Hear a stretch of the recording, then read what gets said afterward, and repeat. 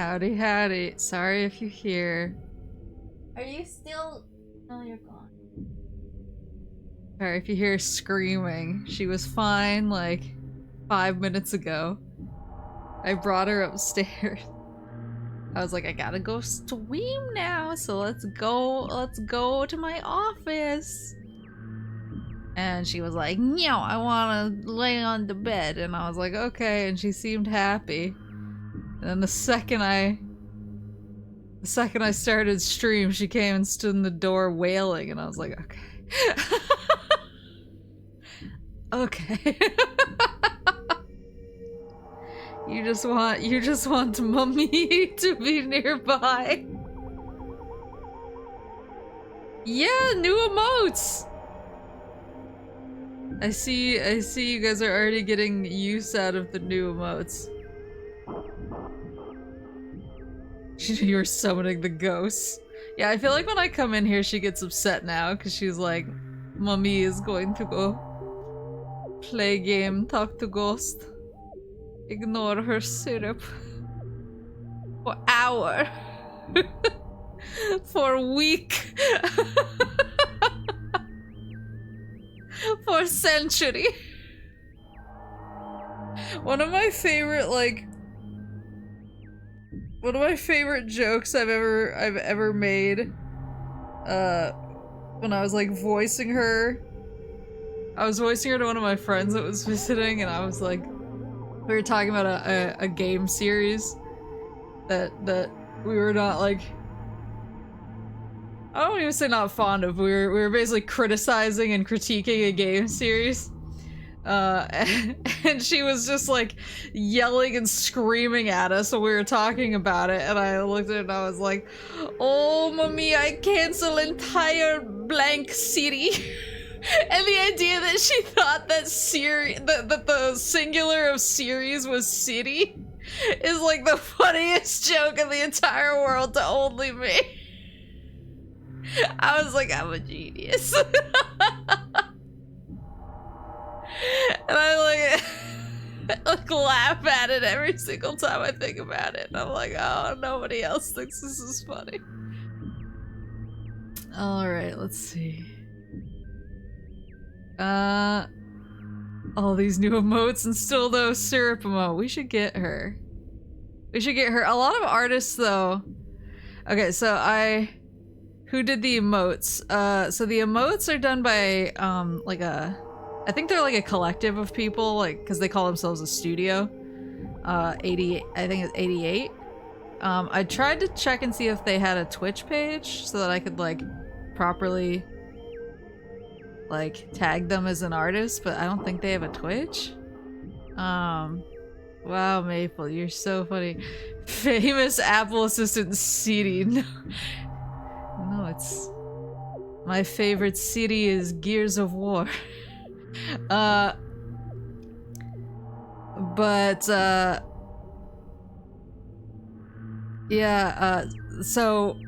a lot of the artists that I found were like, hey, like this is, you know, this is the general like emote template kind of.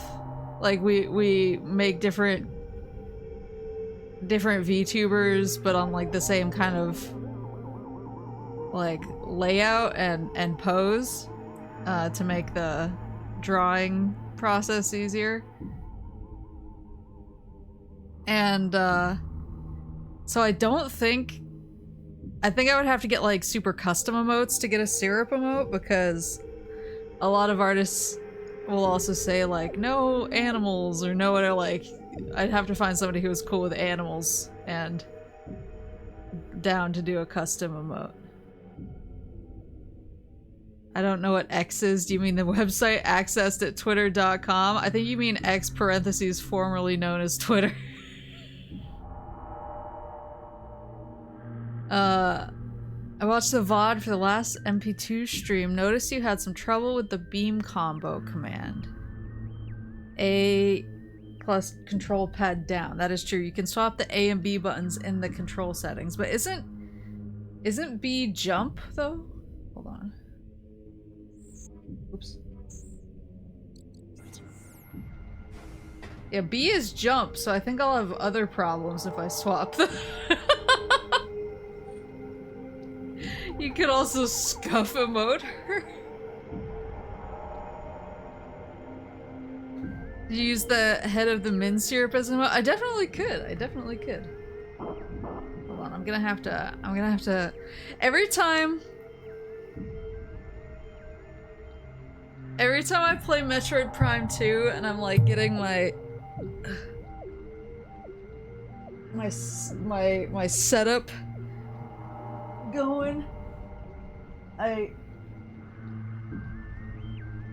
truly feel, you know how like scuba divers when they fall off a boat? Oh wait, hold on. I have matching Okayu and Cornet pillows. Maybe that would be good. Oh, Pika! Sorry, Pika just rolled across the room. It's okay. You know how like scuba divers fall backwards off of the boat? Like that's what I feel like what I do when I'm getting set up, because I have to lean way back and I have to bring my microphone with me. Oh, these pillows are perfect! Oh, they're perfect! Thank you, my wife and her wife.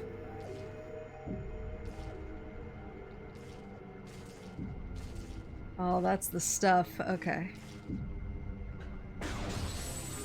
Where even am I?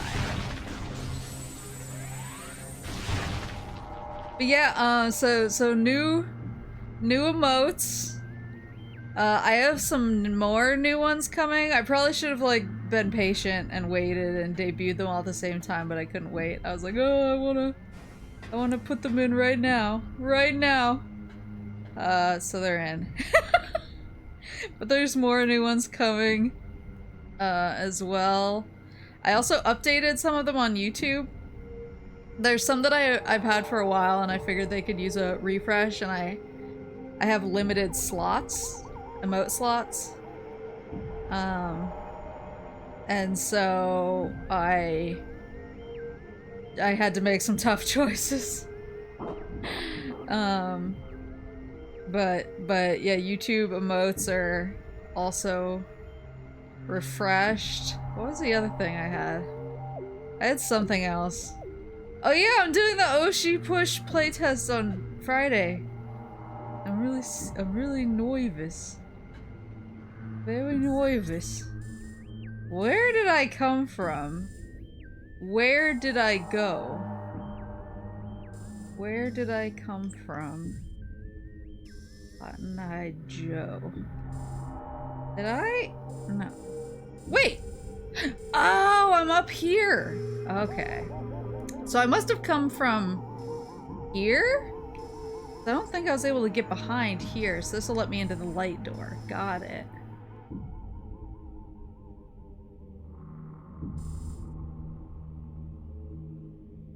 Who's Oshi? Are you gonna push? Well, okay, so I haven't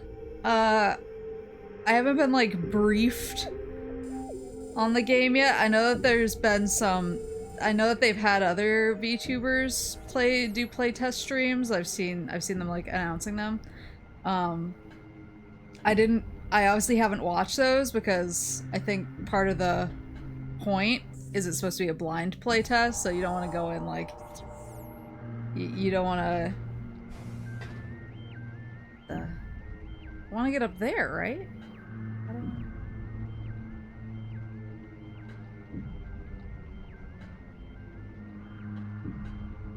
Oh, I see. Do I see? But yeah, I think the point is mostly, oops. I think the point is mostly like you want to go in blind. And so I haven't looked at any of the videos or the other streams or anything, so that I'll be pure of heart and mind when I go in. So I don't know most of the rules yet because of that. It is Oshi Push is the one with phase, so that's the thing. Is I'm like really stressed out because I hope I can like I hope I can pick the girl who I'm like going to who I'm gonna play as.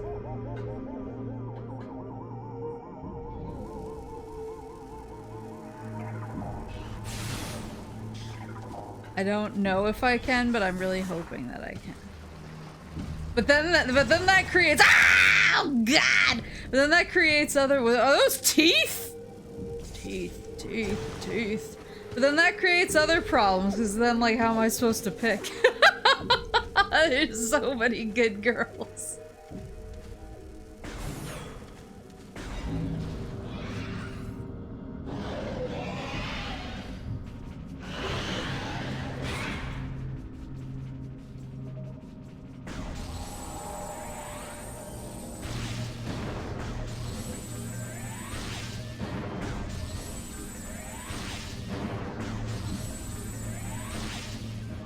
Oops. Oh, wait, there's a dude.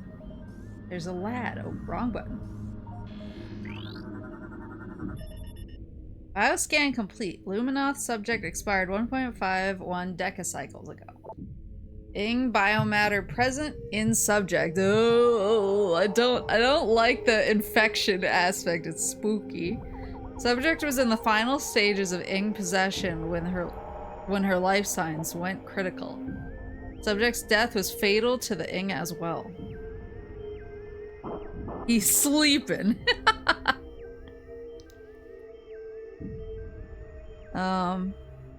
But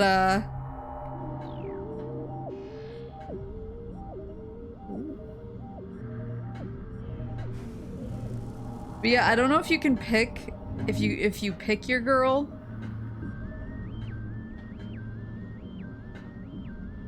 But I don't know. I don't know who I'd pick. That's too hard.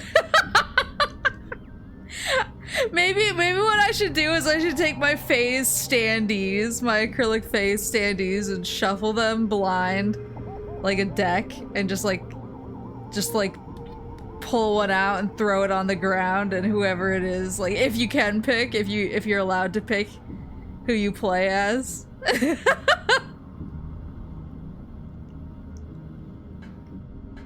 If you I won't break the standees. They're high quality.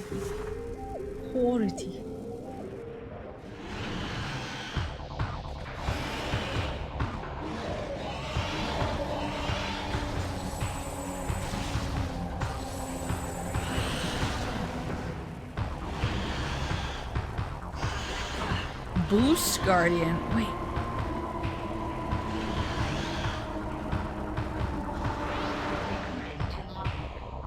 New creatures entry has been downloaded to your logbook. Morphology. Boost Guardian. Boost powered warrior ink. So he must have the boost ball. Boost. I'm a genius. I'm the genius of Metroid series. Boost ball ability grants great speed to enemy. Target can only be damaged in solid form. Find a way to keep it solid. Warrior Ink has absorbed the power of the boost ball. It can boost blast towards its enemies using its body as a potent weapon. When it is not in solid form, engaging it in morph ball mode may provide better attack opportunities. Oh, interesting. Oh, interesting. Yeah, I don't know, like, as soon as I know whether it, cause it might be one of those games. Where is he? Oh.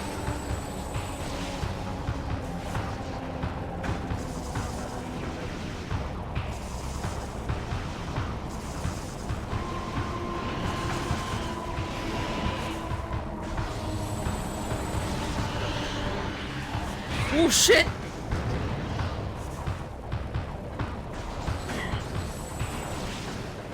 I'm stuck!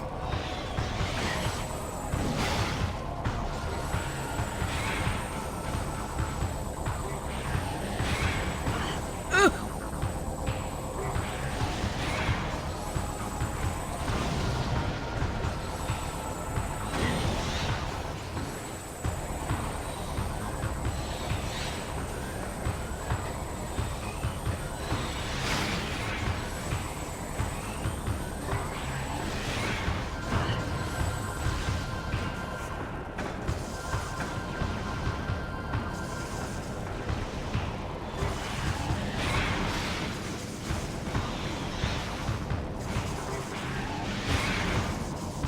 Oh, he is so much goo.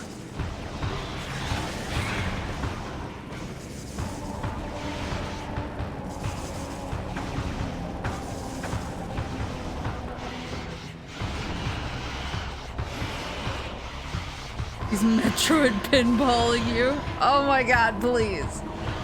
You were solid for such a short period of time.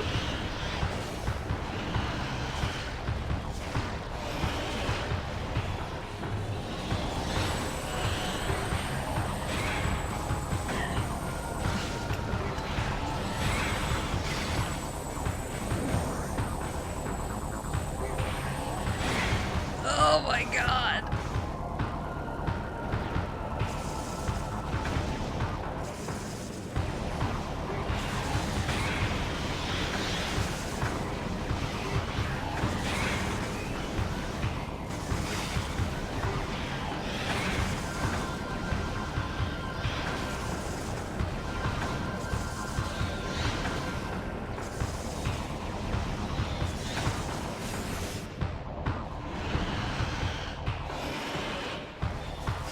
Oops.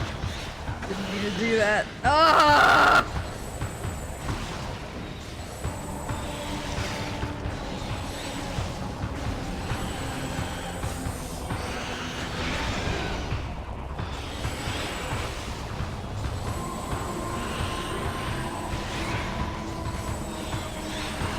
I don't know if I'm making it through this one, Chiefs.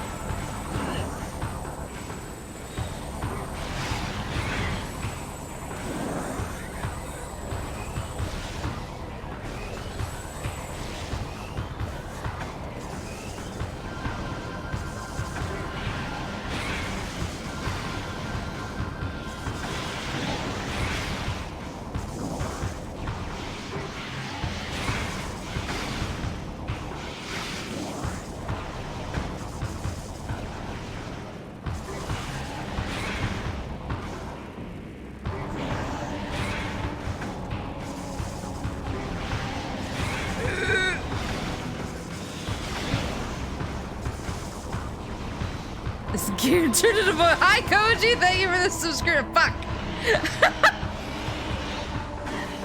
Ah! Son of a bitch!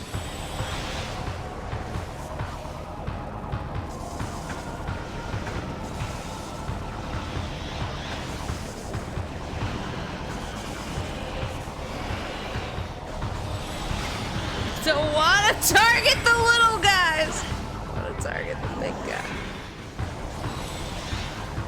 This guy out of here.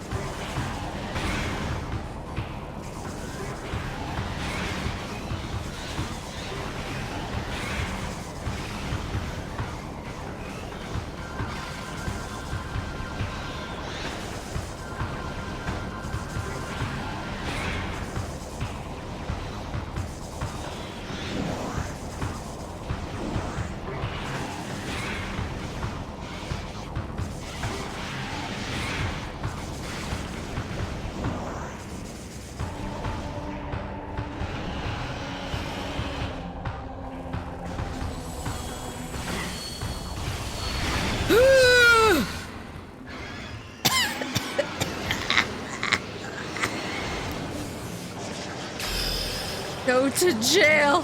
Give me my boost ball! Oh, I'm gonna use the boost. Hold on, I keep forgetting to scan the goodies. Boost ball. Thank you. I scanned that before? Clearly. I scanned this before? Large energy unit. Replenishes 50 units of energy. I've gotten all these boys. Whoa. Oh. Whoop. Truly blessed. Okay, let's get this boost ball.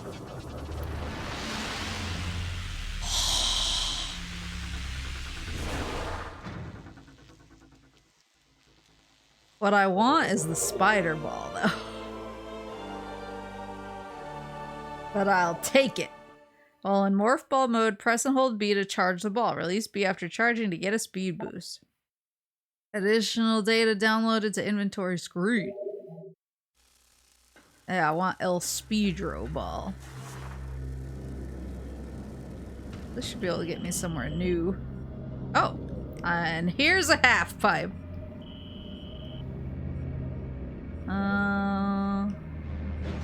Let's see if I'm as good at this as I was in Prime. Whoa! This is one of the 3 keys needed to open a dark temple. Additional data downloaded inventory screen. Sorry for the minor spoiler, it's okay. Key acquired. Let's check the map, see where I was. See where I was. Dark Torvus Arena. Dark Arena Tunnel. Where is it? Dark Forgotten Bridge, Dark Falls, Polluted Mire, Gloom Vista.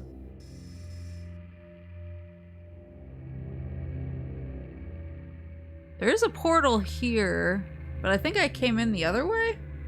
Maybe I should go back the other way. Ugh. Dark Falls reminded— do you guys remember, I forgot what year it was.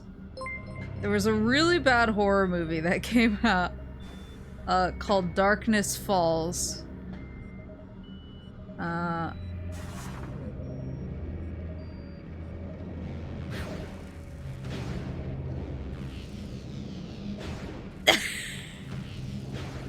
me out.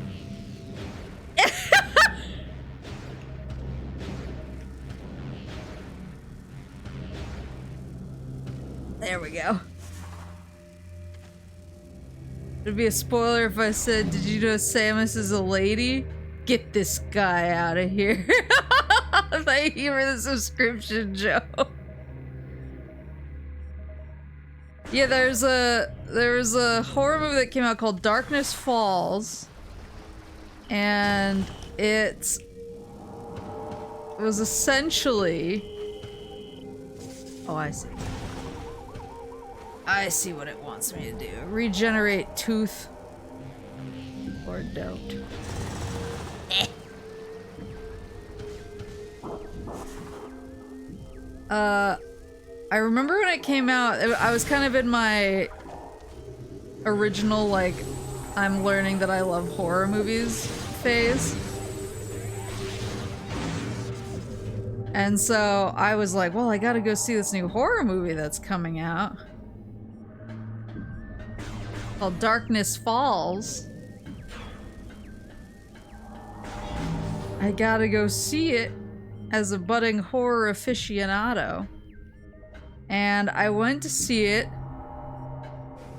And that was the first time that I, like, Darkness Falls. I think it was also during kind of when I first started going to the movies on my own. Without, like, parental supervision. And so I had more freedom to pick my own movies.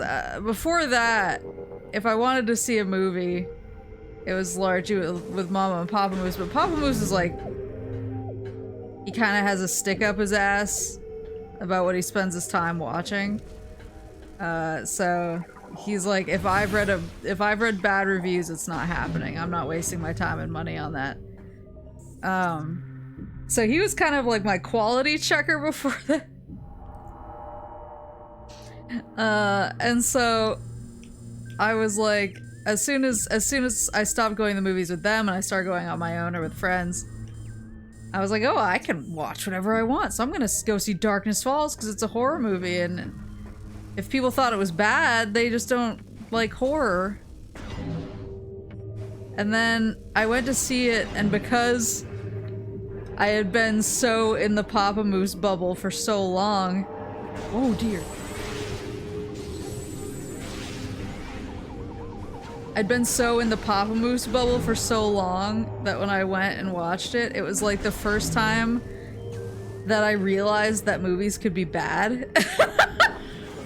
It has the prestigious distinction as being when I realized that things could suck.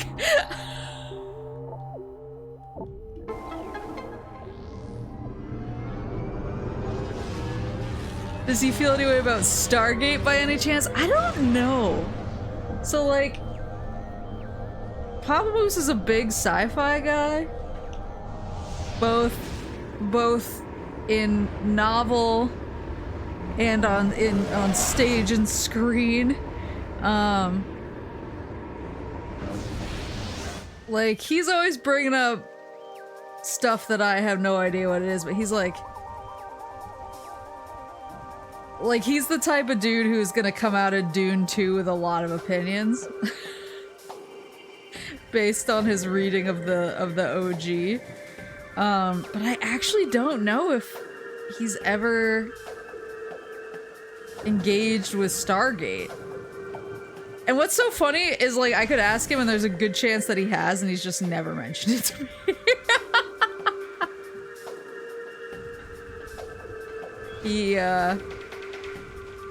He has a shocking, like, breadth of stuff that he watches that he just doesn't bother to, like, mention to me, and then when I bring it up, he's like, oh yeah, of course I've seen that. Like, are you kidding? You think I'm some kind of casual? Oh, this looks like a half pipe to me. So I'll ask him the next time I see him if he, oops, he has.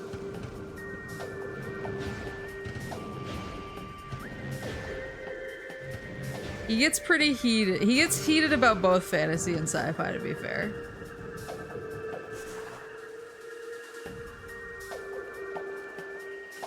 I remember when it was like before Rings of Power came out and Mama Moose was like, but didn't they resolve everything in the Lord of the Rings movies? And he whipped around and was like, do you know what the Second Age is? And I was like, she doesn't.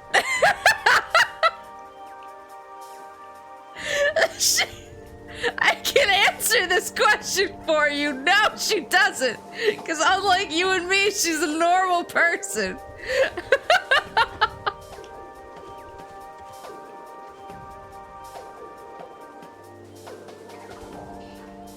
Ask him his thoughts on Emperor of Dune. Don't worry, it will not spoil any of the prior books. Okay. I will ask. Well, I think I've said this before, but I actually tried to watch Rings of Power with him. And I had to stop because he was like ruining everything. Because I like to really engage with stuff when I watch. I don't like when people talk over stuff. Partially because I like to, like, you know, engage, and partially because I can't fucking hear if there's like alternate noises going on. What are these guys? Wait, have I scanned this boy yet? I haven't. Crocus. Toxin-eating forager. Heavily armored. Attack when it exposes its gills to damage.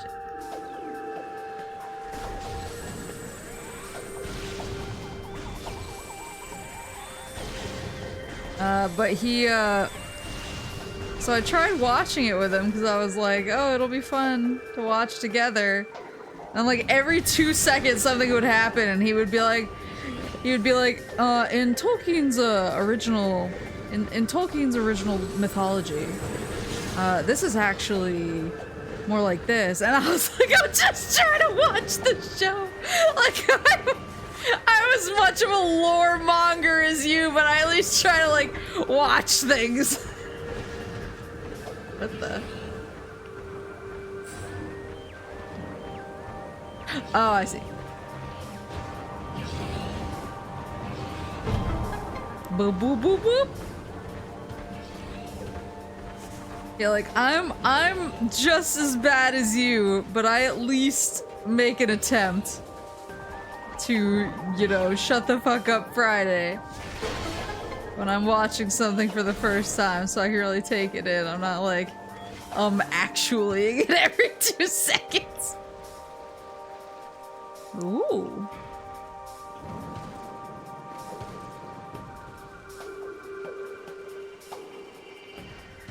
Or he was asking, like, he knows that I've also read the books and watched the movies 100 times and engaged with, like, the Silmarillion and everything, and he's like, do you know why Galadriel's acting like that? And I was like, yes, of course I know. I'm your daughter. I hacked a bunch of your accounts when I was a child because your password on all of them was just Gandalf. Of course I know what Galadriel's acting. What is wrong with you? In Tolkien's original mythology, Gandalf was dummy thick.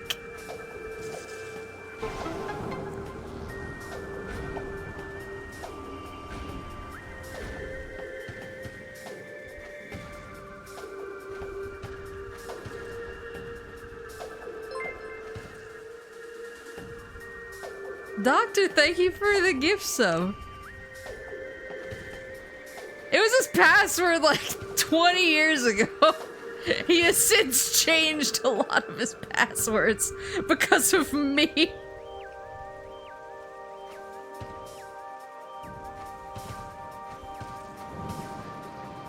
Because I used the word Gandalf to hack in to his eBay account and buy an animation cell of Meowth from Pokemon.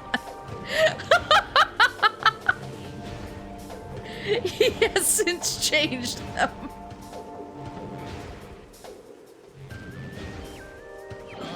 There we go. Was it the same as the one you showed us? Yes. Yes, it's the same one. That's why I said it's my treasure. Hi, Sneezy. Hi. You wanna come say hi to everybody? What were you thinking about it? Hi. Yeah. Yeah, that's Saber. That's Saber. You like that pillow. That's Pika. That's your friend Pika-me. Hi. I know.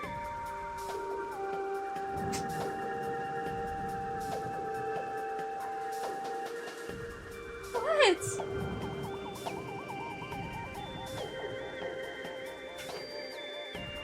Oh, you wanna come up here? No. Oh. What's red? You like her?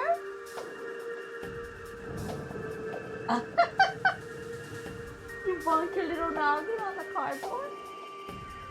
Oh, I know! Tell me more! You're just gonna sit there? Okay.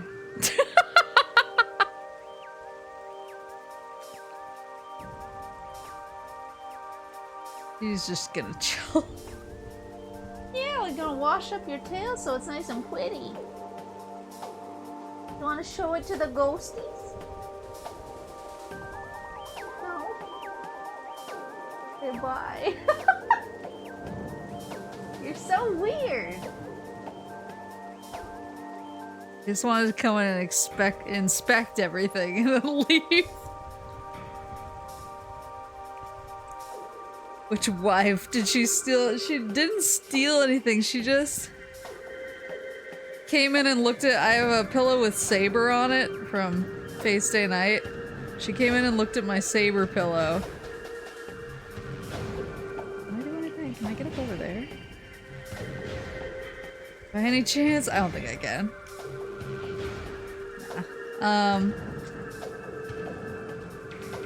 So she looked at it and then walked away, and then she walked over to my Pika-Me pillow. And I was like, that's Pika, and then she kept walking. And then she... Ooh. Then she went up to... I have a print of Red from Transistor. I have a print of Red framed that I have sitting on the floor because I'm going to hang it up on the wall, but I haven't done it yet. And she went up and sniffed it.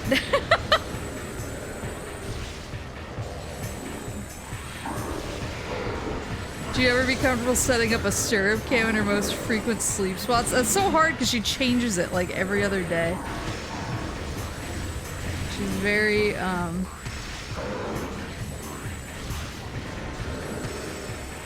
she's fickle.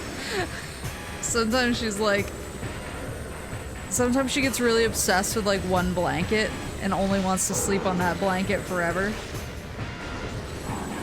And then she'll be like, I have no interest in this blanket and I've never had any interest in this blanket. And you're like, okay, that's not true, but okay. She gets this weird thing too where she likes, oh my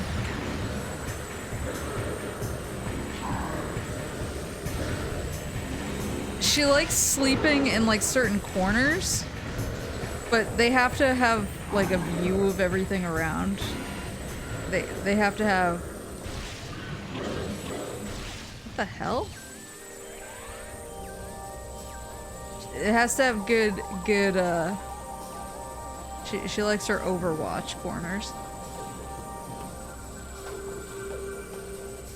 She was doing a ghost on it before leaving. Which Saber? Just Artoria Saber from Stay Night.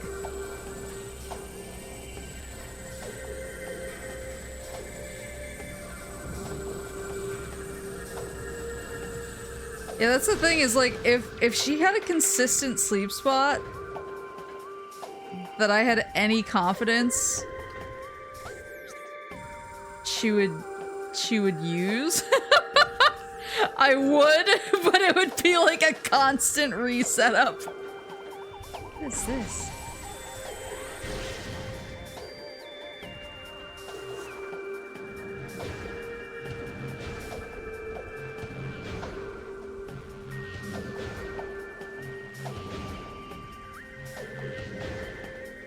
Ooh. Wait, what is that? That looks like something.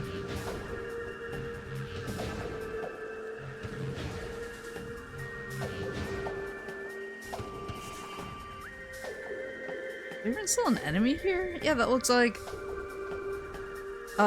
a spider ball. That probably doesn't matter to me right now.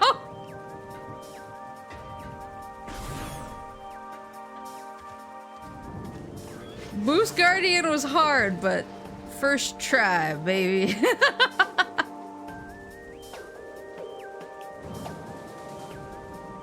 Hear me out.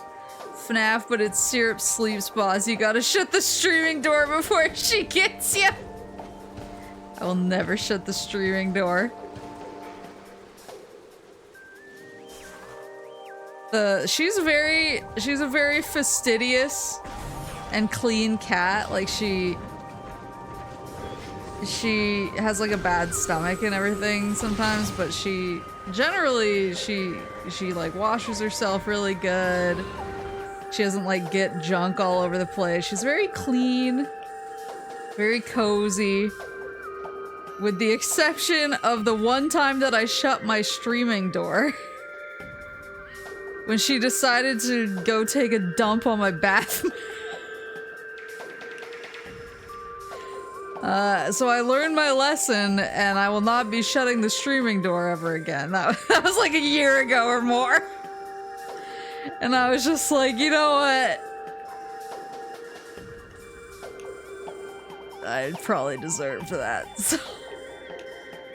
Meditation Vista. So I came back through this one, right? So many portals.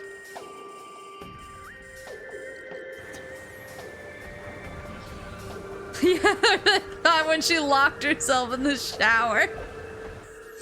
That was so cute. She's such a dingus. Marking her territory. I feel like she just wanted me to know that I'd done something wrong. It was like, it was pure spite, and I was like, okay. I was like, if that's what we're doing. Just getting swifty.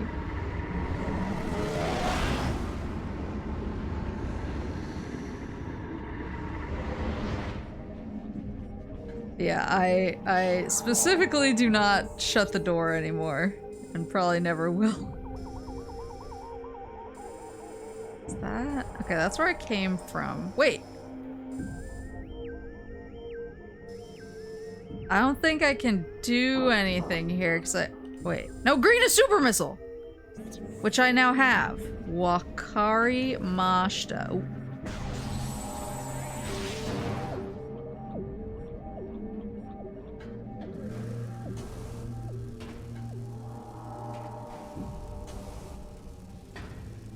One time, if I ever say Wakari Mashta weird or I spell it weird, it's because one time I got a DM from somebody I didn't know. It was like some random guy. And the entire, all he said in the DM was, I can lift 50 pounds, Wakari Mashta. But it was spelled wrong and had a space between Wakari and Mashta. And I showed it to my friends and they all made fun of me for weeks.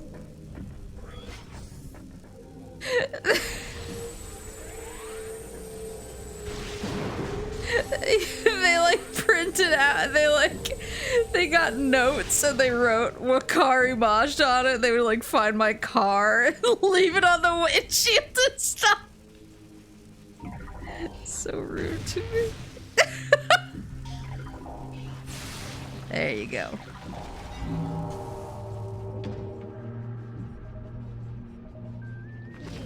Is this flirting? I don't know. You tell me. I can lift 50 pounds. Wakari Mashta. Like 50 isn't even that much. I think that's what killed me the most. I was like, I could probably lift 50 pounds. Realistically speaking, it's not like that big of a deal.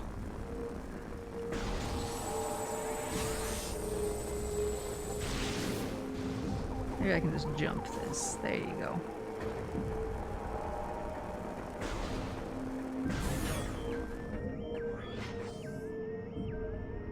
Oh, there's a key. Hold up. Okay, so there's a dark door.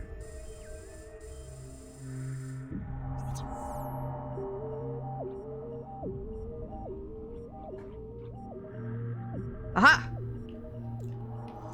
Women love sweets.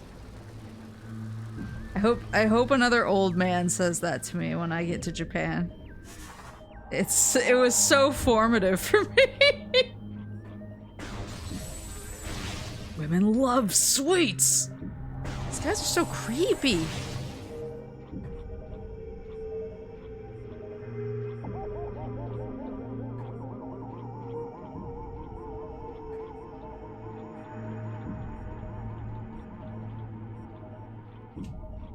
We're gonna jump. It's probably not a good idea. I should probably like put more thought behind this, but I just want to jump. Whoop! Whoop! Didn't work. Oh god! Ah! Get out of here!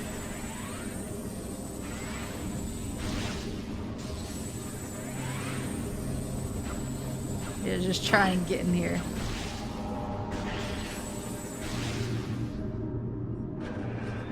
Is this guy not respecting the sanctity?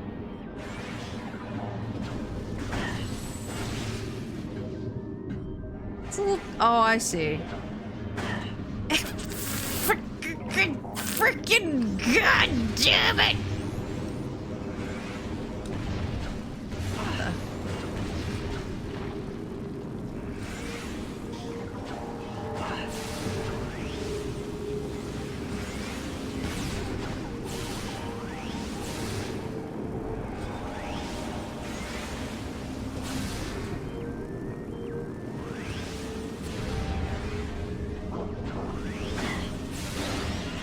Is that good enough? Okay. Phew! What is that thing? You're asking the wrong person. That isn't gonna help me get up there.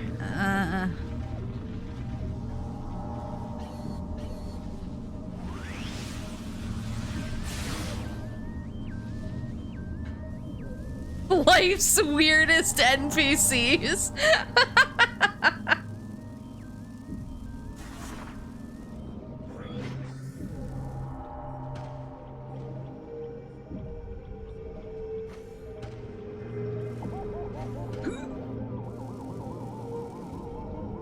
Where are we going? Oh. I'm excited about Japan though. I have my accommodations set up. So now at this point I'm pretty much trying to decide. It's looking a little bit bossy to me, but we'll see what happens.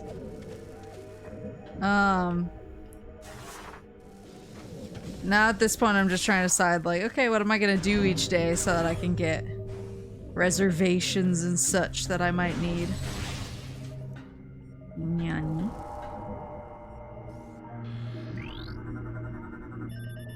Ammo station. Step into these stations to get your full supply of ammo for your weapons. Oh, thank God.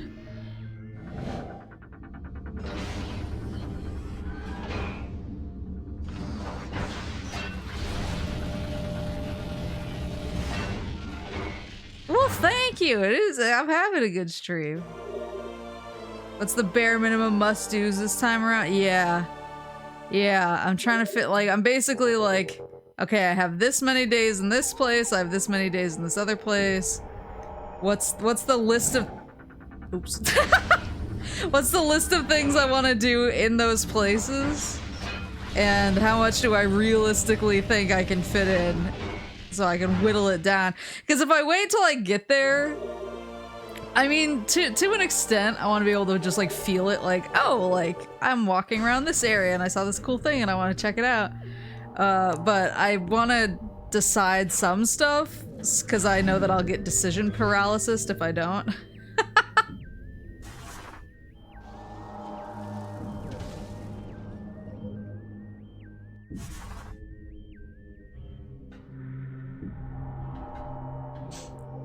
How much can I work around go to the so the Kirby Cafe is a definite. I just need a reservation. But it doesn't seem like too hard to get reservations from what I've seen. Oh wait, there's two more things. So I'm not super worried about Koibi. E-code acknowledged. Lock deactivated. 2 keys required to access temple. Search the Dark Torvus bog to find them. Okay. Oh, so this is the room. Got it. Yeah, Kirby is a for sure, as far as I'm concerned.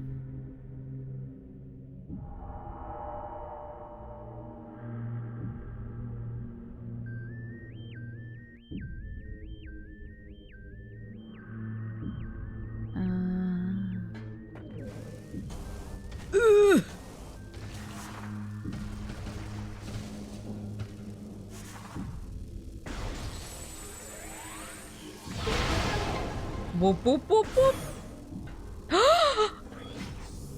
Have I scanned these yet? I have.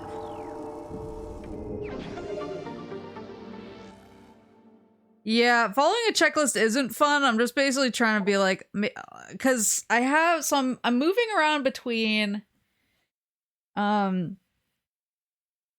couple places. So I haven't even opened my drink. Ugh. When I lived there, I lived in Kansai. And I actually lived in a few different places in Kansai. I spent about half my time in Kyoto and half my time in Osaka. And so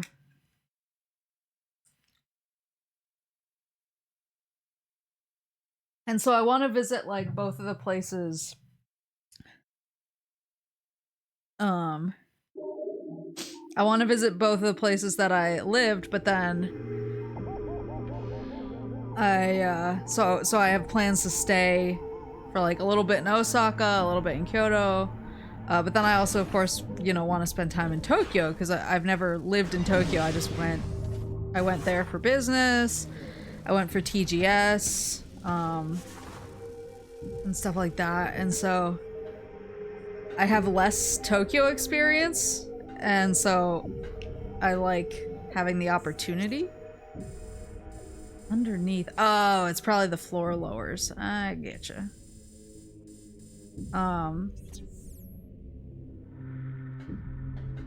And so I want to be able to have, so I'm gonna have like meow! I'm basically gonna have some Kyoto and Osaka, some Kansai time, and some Tokyo time. Which is good. But since I have like a few days in each location I'm going to, I'm pretty much just trying to figure out like what I want to do within those days, not necessarily like, okay, on day 1 I am going to go do this, on day 2 I am going to go do this. It's more like I want to do, you know, these 5 things across the course of these 3 days, and everything else is a bonus.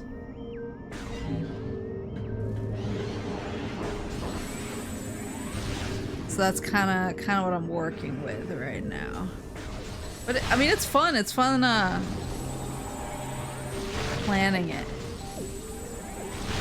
Especially because things have changed so much. Because I was looking at like what stations I would need to go for certain things. Save room?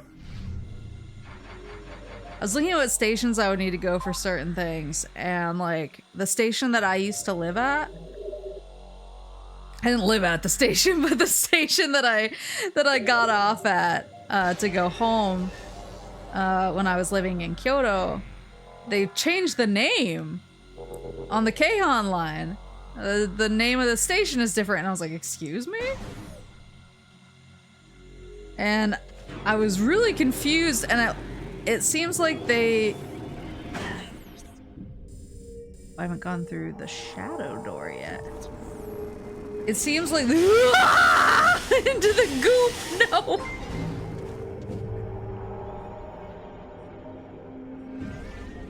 It seems like they changed the name of the station so that it's named after the shrine from the town now instead of the town.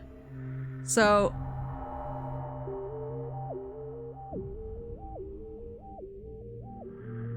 Kylan, thank you so much for the raid!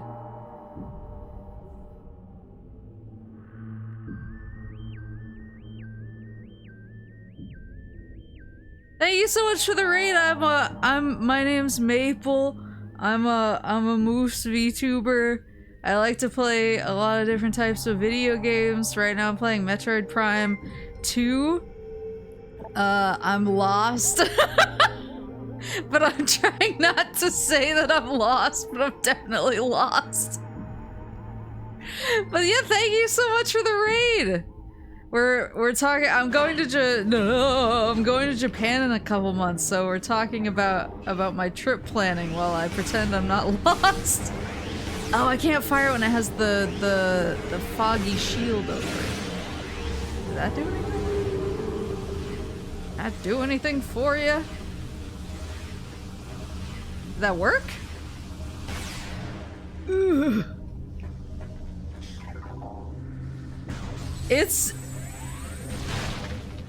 It's hard, but I think for me it's hard not for the right reasons because I'm playing on a Wii U, like an actual Wii U with motion controls, and I am not proficient. I'm not handling the motion controls with grace. So I think I might be the problem. Bless the Wii U. I mean, bless the Wii U, but I am gonna have one arm that is significantly larger than the other by the end of this.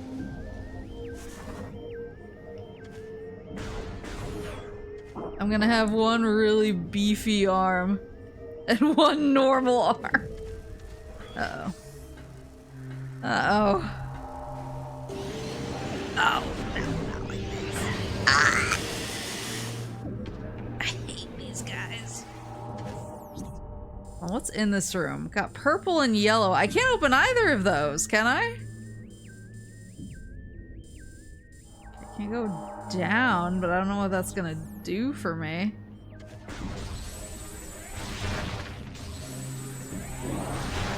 Yeah, I lived at a station in this, or not at the station, I keep saying that. The station for where I lived was named after the town that I lived in. But we had a shrine that was like actually kind of a big tourist attraction, I guess. I didn't know when I was living there for some reason. But yeah, I got really confused. He's deflecting my stuff. I got really confused when I was looking it up because I was like, where did the station go? This isn't what I remember. I hate this guy. This guy's the worst.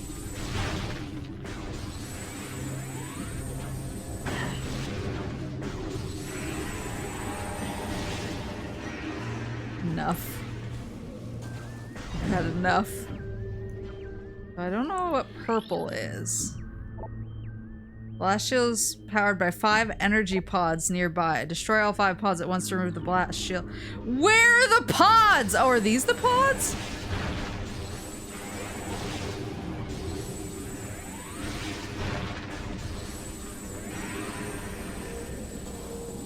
I'm going to rip this guy apart.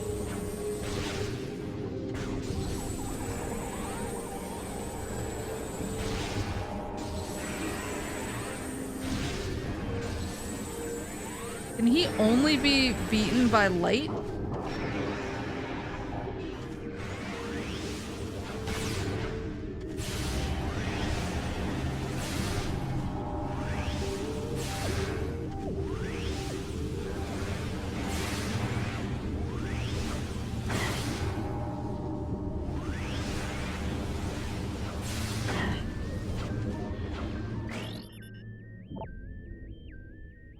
Dislikes bright light. Thank you.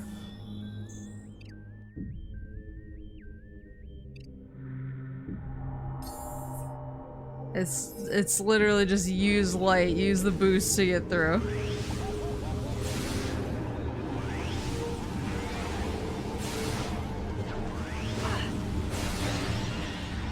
God damn it, they're so frustrating. Yeah, so it got renamed to the name of the shrine, and once I figured that out, I was like, okay, I know where we are. But, yeah, so much has changed. I was, like, looking for my old shops that I used to go to, and a lot of them aren't around anymore.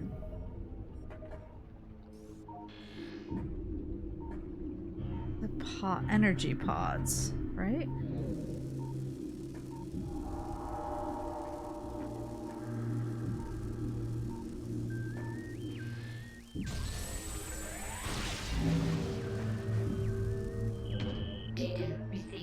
Luminoth weapon detected.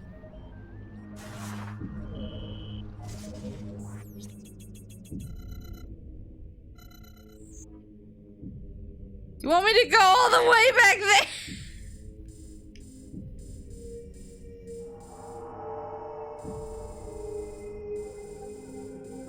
supposed to get up there? Okay. Understood. I don't understand the pods thing, though. Maybe it's something I'm not supposed to understand yet, but...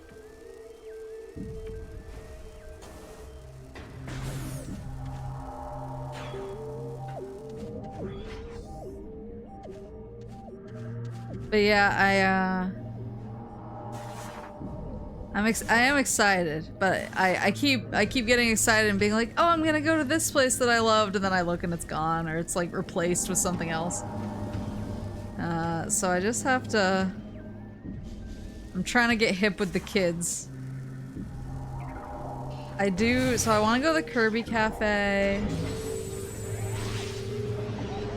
Stop it. Stop! Get help! Has to be another way into that thing. Maybe I'm just bad.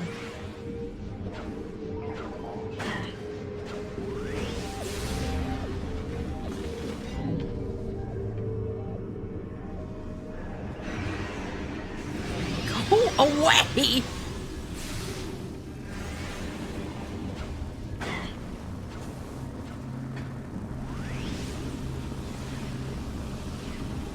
Come over here. Come over here.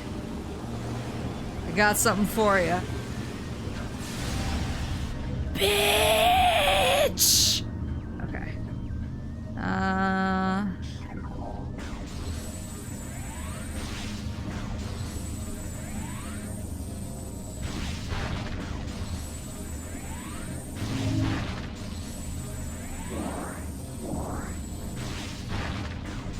Okay. Shush! An item spoiler? Oh, wait.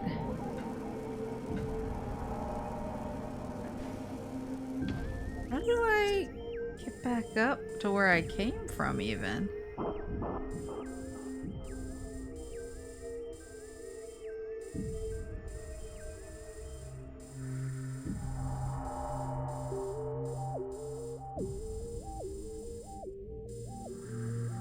Wait.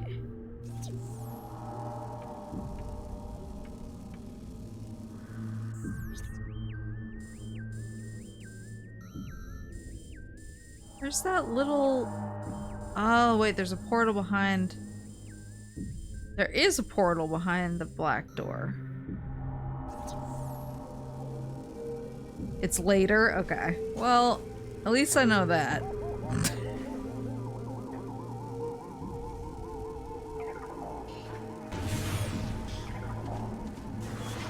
Where's the portal in here? Oh, it was the thing I saw through... Yeah, there it is. How am I supposed to get out to that? Oh. Wait, no! I just went backwards! Wait.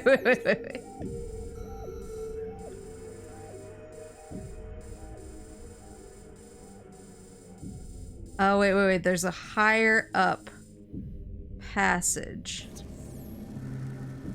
How you like Borvistorg?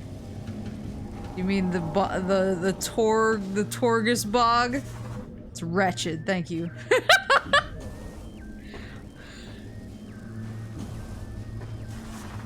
Zero stars. Here we go. Oh god, not the goo! Not the goo! Stop with the goo! Okay.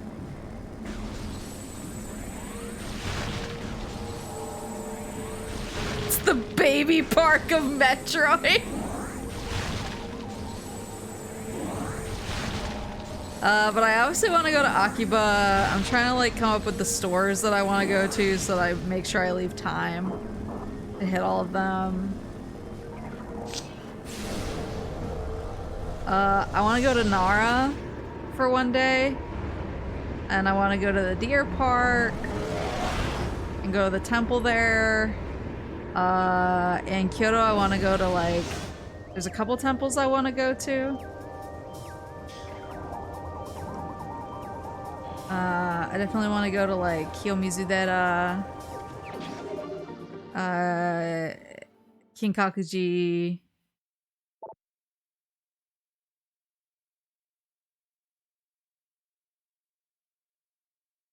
Do you mind if I ask why you want to go to a shrine? Uh, because they're just really nice. Even if I'm not like part of the religion there, like a lot of shrines are just really beautiful, like the architecture, because it's all like old and usually made in like a really particular way. Um and a lot of shrines are made specifically like kind of around one feature that kind of, or a lot of the famous shrines, I should say. It's not every shrine, but a lot of the like famous shrines are made around one feature that makes it like really stand out.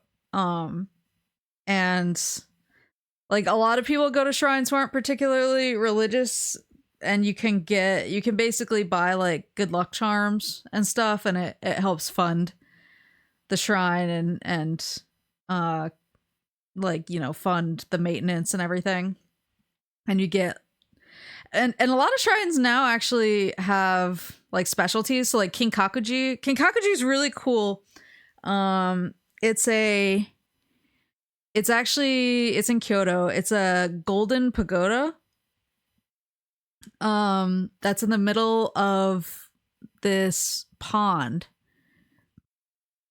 And it's not made with any nails or anything. It's like completely made by like gravity and the power of things sliding together and holding each other up, and it's gorgeous. At Kinkakuji, you can actually they make sweets there, like this special type of kind of like an older style of sweets, and they're really good. And so that's the other thing is shrines tend to have, yeah, they tend to have kind of like old style like sweets or tea that you can get. They're just nice, and they're very peaceful, because most of the time people, I mean, a lot of Japan is shockingly quiet when you're not in like Akiba or Denden Town, like places where they're, you know, blaring advertisements out of every store. But even then, like a lot of Japan tends to be shockingly quiet because people don't like talk. People aren't like rambunctious. People, especially like on the train or whatever, people tend to like kind of try and keep to themselves, or like talk quietly and to not bother other people. And so it tends to be quiet, but shrines especially, for some reason, you could be surrounded by a ton of other people who are visiting the shrine that day, and it still feels like weirdly quiet. So I just think they're really nice. And so I have a few favorites that I used to, that was kind of like my weekend activity when I lived there. I would tend to go to Denden Town, Denden Town is, aka Nipponbashi, is kind of like the Osaka equivalent of Akiba. And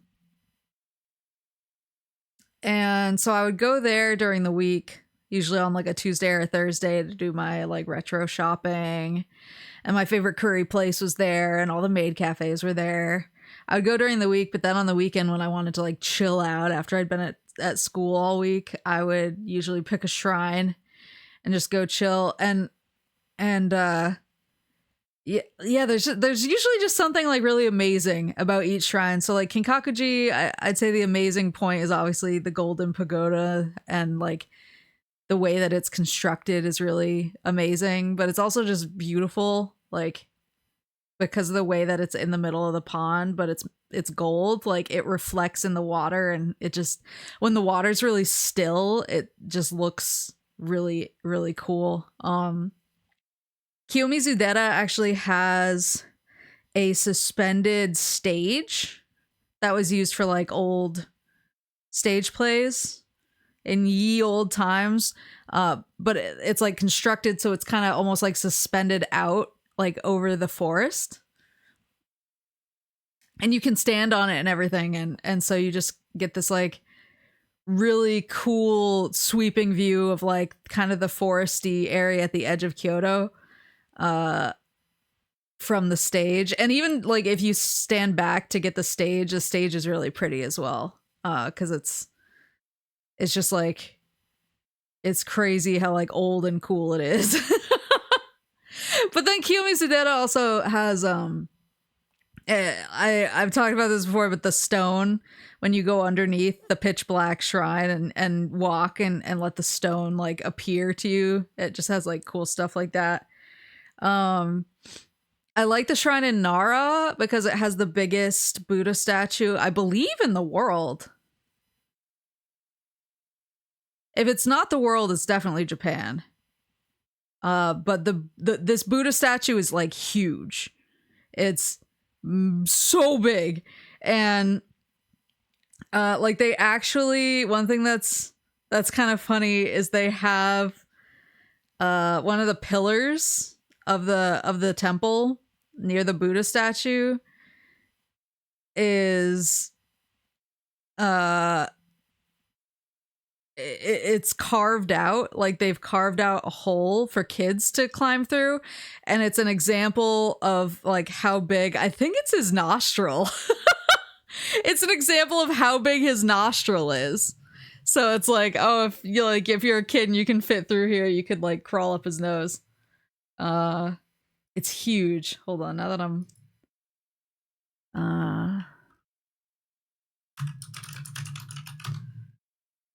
Todaiji.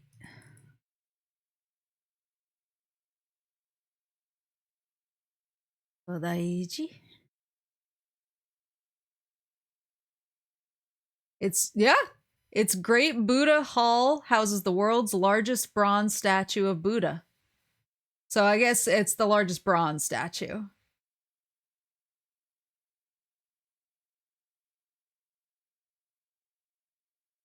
It's huge though. It's really cool. And they sell like a lot of dango outside, but even the grounds are like super beautiful there. The construction is really gorgeous. But they sell like dango and other sweets, and of course because it's in Nara, there's like deer wandering around everywhere. I'm trying to get a picture to like exemplify. It's hard to like see how big it is unless you have like people for. Not a lot of pictures with people in it, unfortunately. But it's huge. And just like the building itself is really, obviously because it houses this giant statue. The building itself is really impressive. I'm getting off on a ramble right now. I'll get back to the game in a second. Yeah, it's like really beautiful.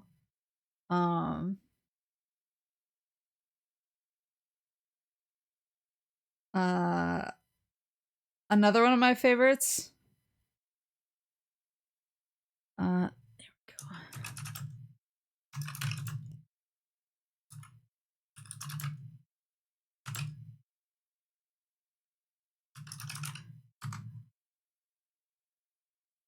Another one of my favorites in Kyoto is Sanju Sangendo. Here we go. So cool.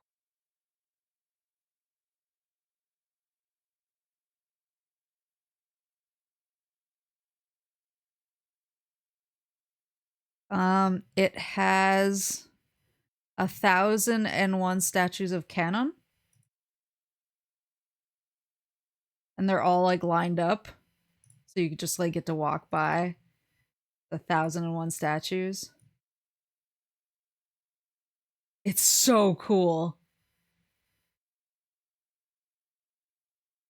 But yeah, like basically a lot of the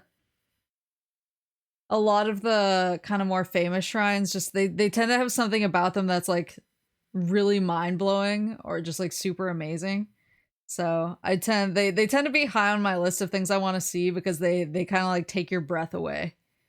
Because you're just like, whoa. Like you're like people made this, you know?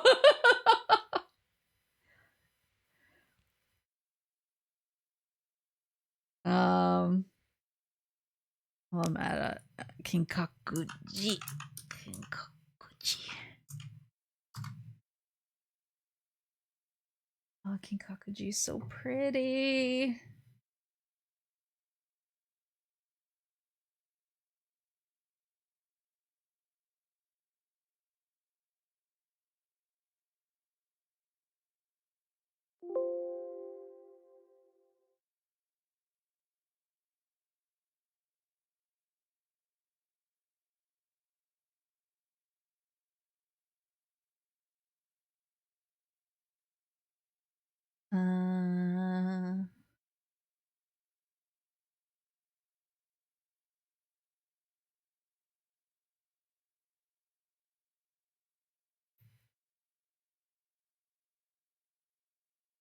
That may be in Asakusa. That makes sense for Asakusa.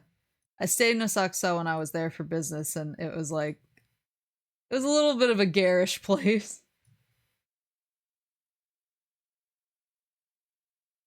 Here's Kinkakuji. The gold pavilion. It's so cool!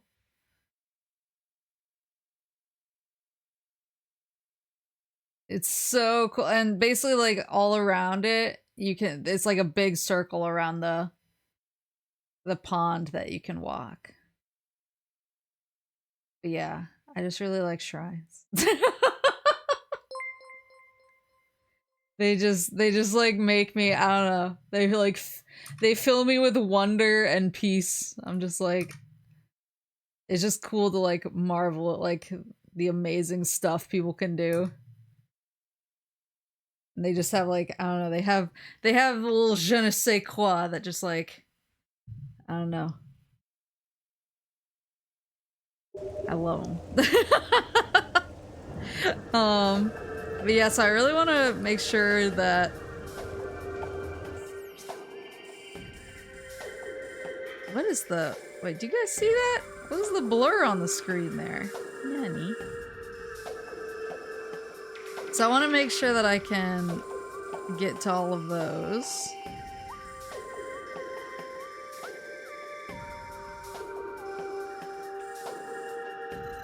Where did it want me to... Oh, it wants me to... go to the elevator, I think. Wait, I haven't gone through that red door there.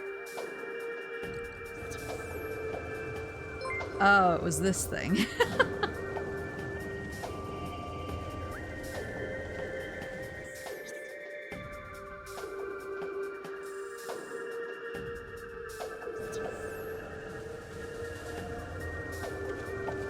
How do I... Would you calm down? Can I even get out of here from here?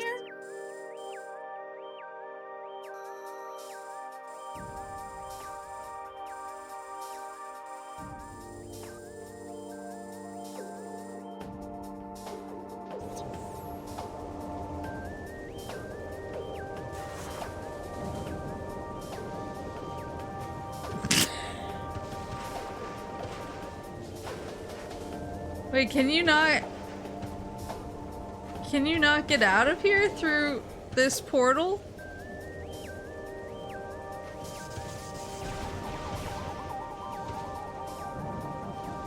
Then what's the point?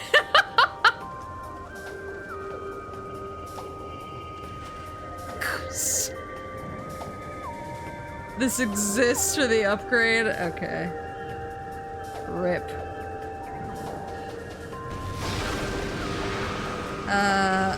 Yeah, I have a bunch of stuff I want to go see.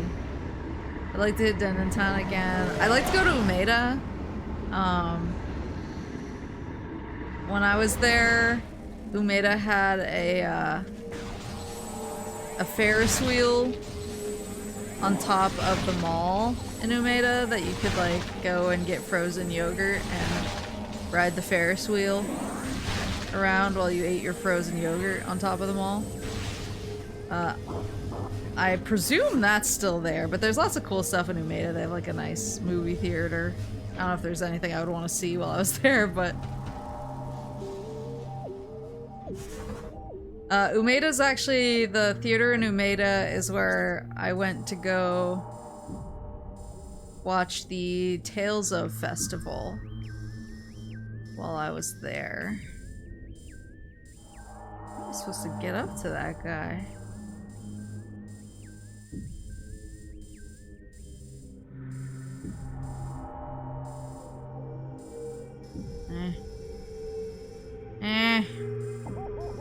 I'm gonna go out through here, hang a right, I think. That portal will bring me to the right place?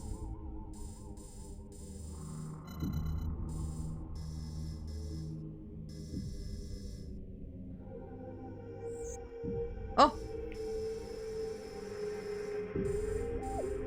No. Wait, I want to go where the elevator. I want to be where the elevator is. Okay, that should be fine.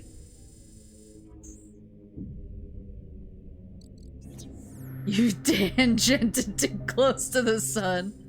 This is common.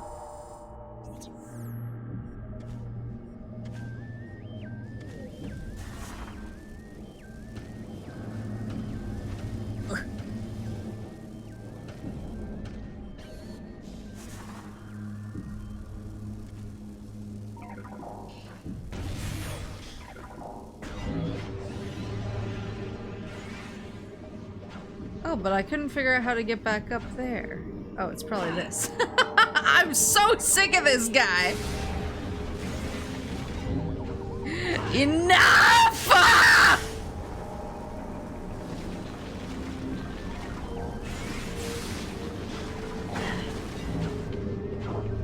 Go to jail!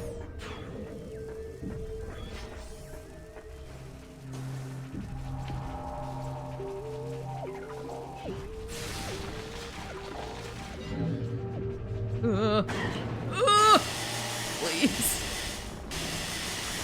Please!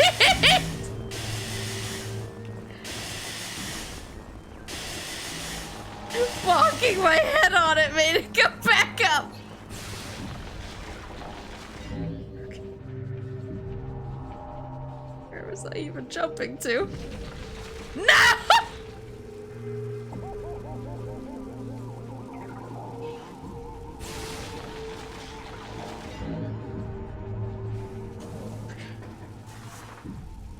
Okay. Ah!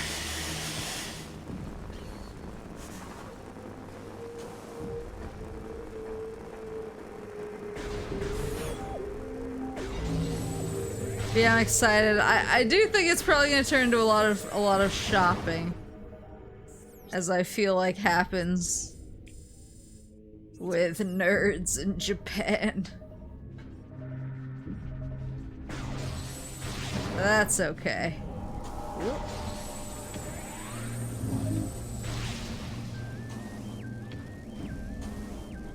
Bring a big enough suitcase, nerd. I should probably do the double suitcase strat where I bring a second suitcase just for stuff. You taking syrup with you? No. No, I mean, I wouldn't subject her to a flight that long anyway, but she,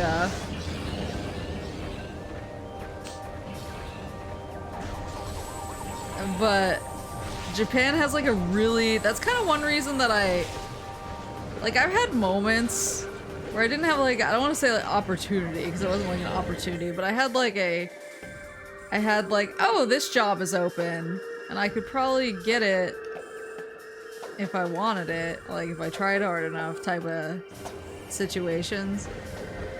And I was like, oh, like it would be fun to live in Japan for a little while again. But Japan actually has a really stringent like animal quarantine procedure.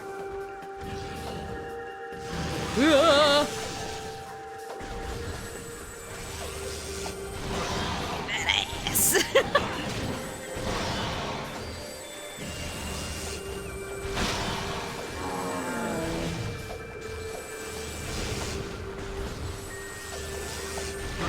There you go.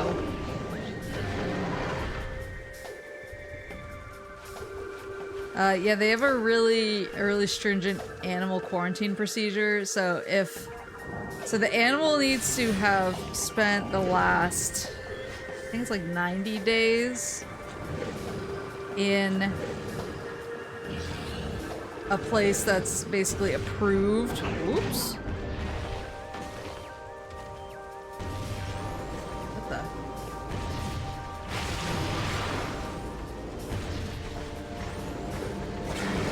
Oh, I have my dark email. That's they have to spend the last 90 days for entry in a place that's approved, like on the list. The places that Japan is like, it's cool if an animal comes from here. And I think it's a place that has like, I think the list is places that have either like essentially eradicated rabies or close to eradicated rabies in the wild.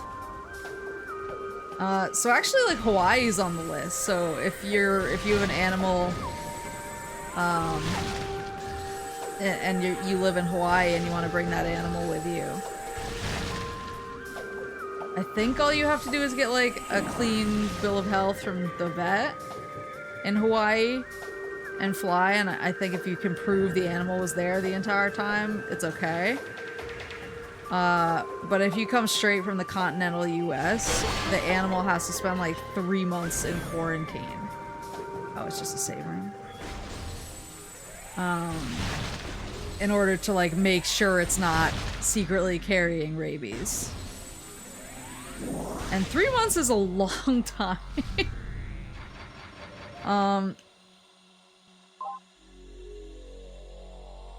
Yeah, 3 months in animal prison. To clear them for rabies. And the list is really short of countries that they're like cool with animals coming directly in from. And even then, like they have kind of a, you know, most of the time you won't need to quarantine, but if, you know, if we observe anything about the animal we're unsure about, we'll quarantine them anyway, basically. And I've heard that like they try really hard to be, you know, what the hell? Oh. Straight into the briny deep. Wait, I have to get up.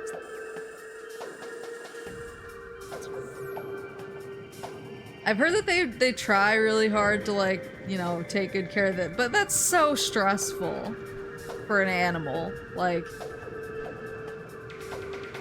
just being locked in somewhere without your people, with a bunch of strangers and a bunch of other animals that you don't know, and those other animals could be sick or carrying other things. Like, it has to be, like, not good for the animal. I've heard, like, bad things, not about, like, how they take care of animals, but just basically, like, it's, you know, the nature of animal quarantine is not good. And so, it would be best to avoid it, because it's just not healthy for your tiny friend. So that's actually like a big part of the reason why, even when I've had moments where I was like, maybe it would be fun to move back to Japan, I was just like, no. I don't want to do that to her. I don't want to do that to her, and there's no way I'm giving her up, even to like Mama Moose or something. There's just no way. She's my baby. So so she will not be coming with me, and I will not be moving to Japan. I've known people who, like, I get that sometimes it's like completely smuggle her. I get that sometimes it's completely beyond your control. Like, I've known people who have gotten animals and then realized that they were just like uniquely allergic to the animal that they got. Oh, I can get through that door now. I've like seen that happen, so I know that there's sometimes it's completely beyond your control, or sometimes, you know, like financials don't work out. Like, you fall on hard times and it's like better for you and your pet if somebody else who can take care of them takes them, and so like I get those things, but I've actually known a couple people who are just like oh yeah, like I got a dog but I have a busy life, so I'm just gonna like leave him at my parents and go do whatever. And I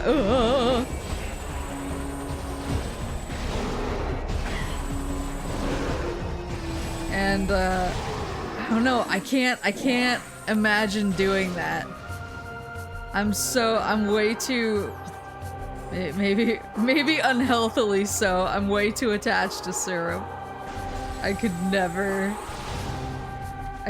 just be like, you're somebody else's now. I think that would end me. No one gets to spoil his cat rotten but me.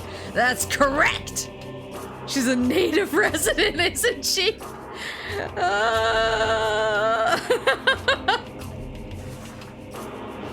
She's actually from LA. She's a Hollywood. No! She's a Hollywood girl.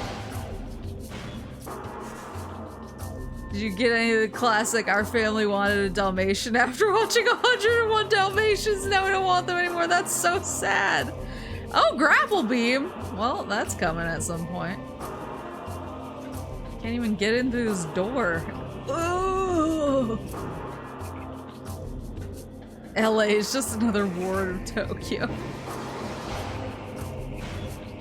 No, like I have a friend whose like little sister did that. She just like adopted a dog and then just kind of pieced out on him. She was like, my psychic said I need to move somewhere else. And they were like, you just got a dog, and she was like, yeah, you'll take care of him for me, right? And it was like, what? My friend was like very mad about it.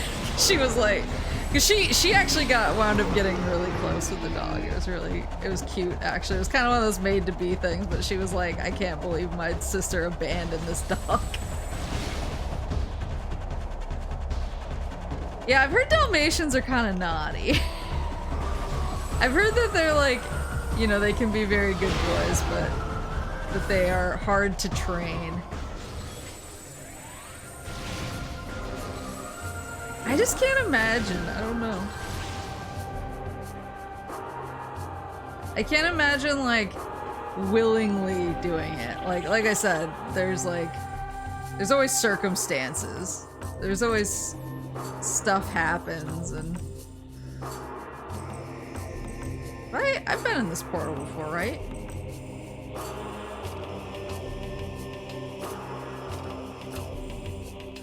It's a try. That's where it wants me to go. It wants me to go up, up, up.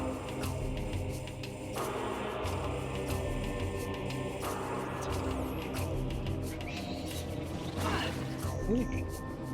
Yeah, there's always stuff that happens, like, you know, life happens. There are unavoidable things. But I can't imagine getting a pet and then being like, I'm not interested in this pet anymore. That's so sad to me.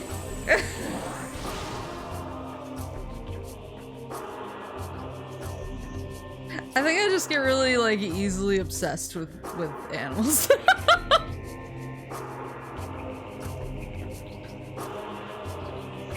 Obviously.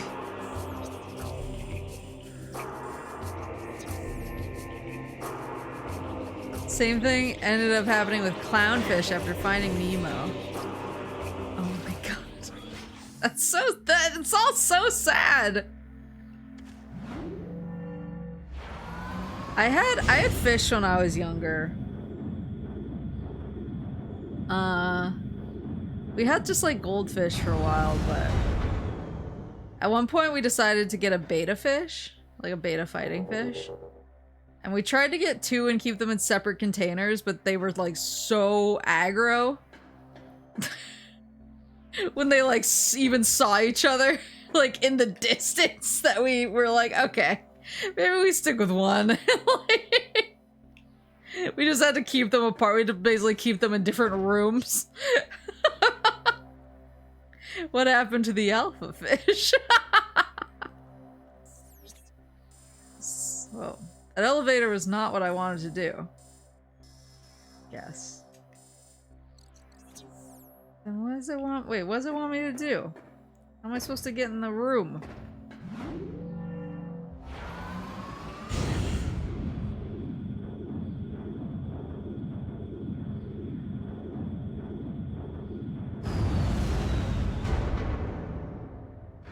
Remembering an acquaintance who left their cat at a friend's place with the promise to send for it several years ago. Oh my god.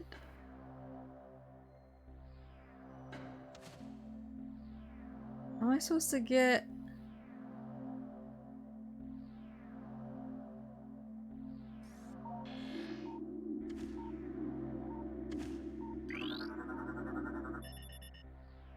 Elevator unit online. Second... I think it was online before, right?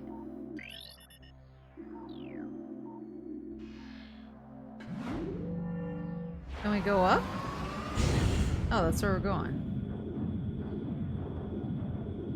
But it's not the up that I don't want. Or it's not...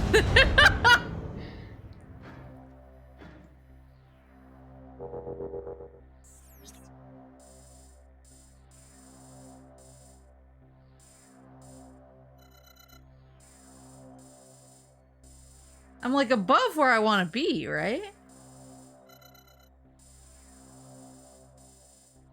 Oh. Oh, wait.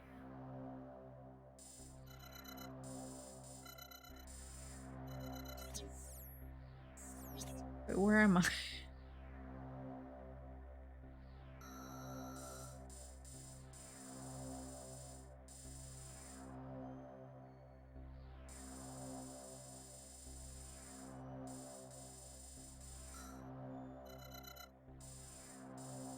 Look at the map again.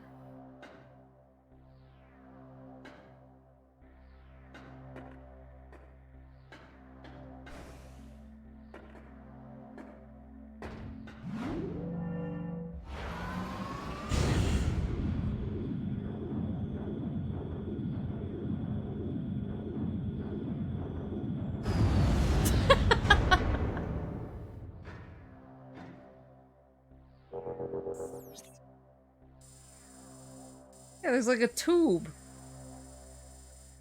There's a tube that goes up. Am I wrong? Wait, let me see if I can highlight. There's 3 tubes that go up.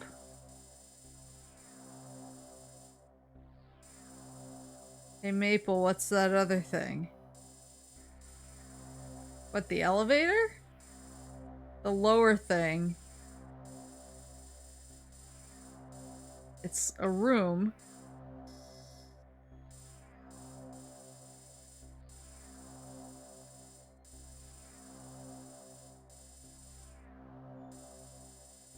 It's a room, but it has a purple door, so I can't get into it. I can't purple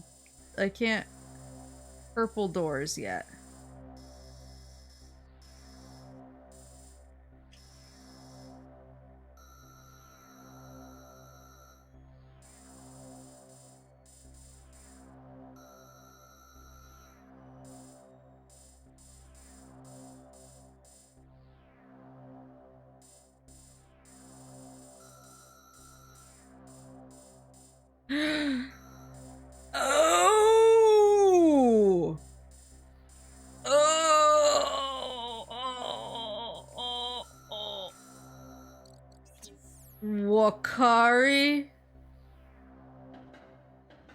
Mashta. Oh, look!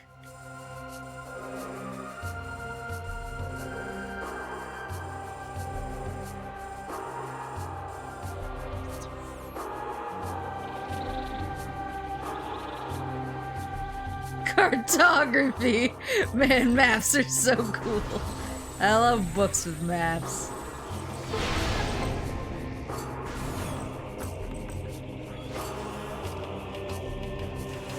Am I coming down here? I don't think so. Oh, this is where I had to go above to avoid that door. I get you. What? Excuse you? Who was that?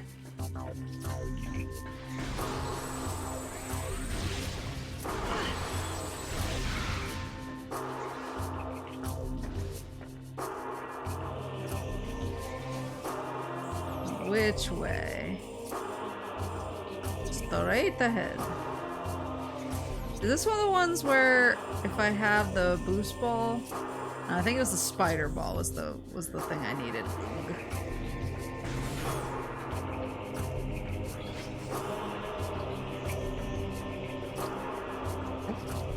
I've probably seen this guy before, yeah, I have.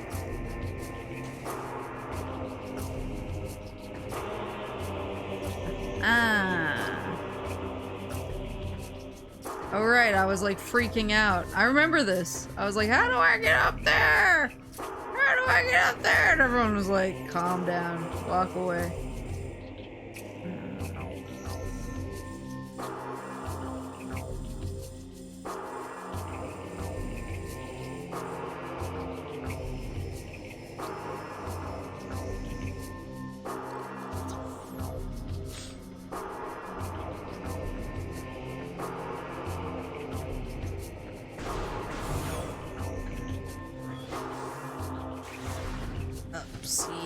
Daisy! Nope! Daisy! There you go. I need to come in from the other side higher up. It looks like.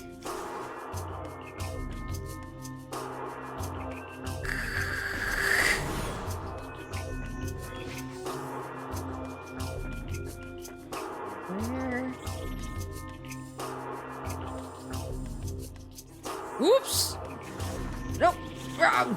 Where's this start? Starts... Oh! Oh! It starts at Tony Hawk. Okay. Got it. Stop!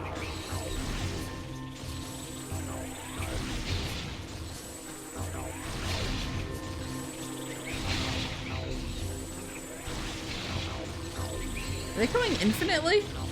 Oh, there's a hive.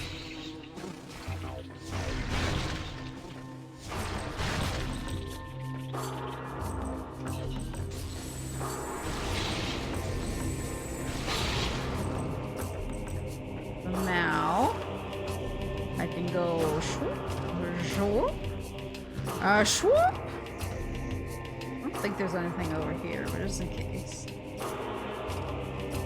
Nah, that's looking pretty definitively no. Swoop! Swoop!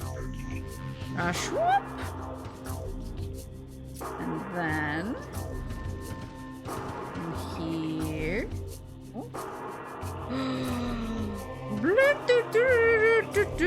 Uh-oh.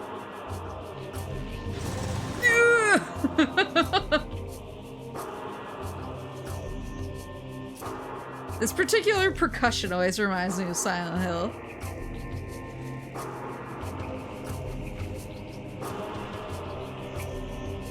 There we go.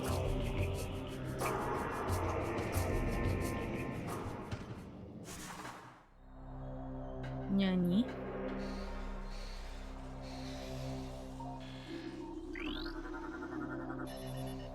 Structural analysis complete. Object is part of a containment system. It is secured by a series of rotating locks around it, which are in turn controlled by a group of spinners. Spinners. Yeah, the industrial clong. Quong. Quong. It's like, I swear you hear that same kind of percussiveness. I forget whether it's in 2 or 3. when there's like danger about. Structural analysis complete. This is a statue of Vimos, the third sentinel of Ether. She died giving birth to her son Umos, who in time became the fifth sentinel of Ether.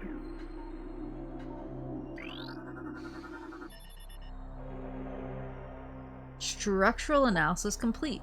This is a statue of Ixcar, the first sentinel of Ether. It was Ixcar who discovered the world of Ether and led her people to settle on its wondrous surface.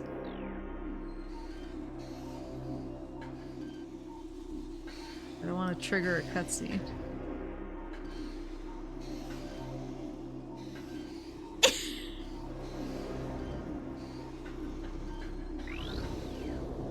I think we're safe. Structural analysis complete. This is a statue of Jingug, the fourth sentinel of Ether. Jingug was sentinel when the Ing brought war to Ether. He died in battle while defending the Great Temple. Sometimes look how Sam spins around in that form and realize she has an iron stomach. I know. I've thought about that before. Structural analysis complete. This is a statue of Cusis, the second sentinel of Ether. Cusis was the first sentinel born on Ether and protected the planet for 3 centicycles. We have a couple boys. Oh, we have a body. Bioscan complete. Target has been dead for 1.5 decacycles. Subject was an elderly Luminoth. Approximate age is 4.2 centicycles. Advanced age did not keep him from defending this site or engaging in combat, however. Recording to logbook. Device spinners. Boost-powered control system. Use the boost ability of the morph ball when inside a spinner to activate the device and its powers. And there's something up there.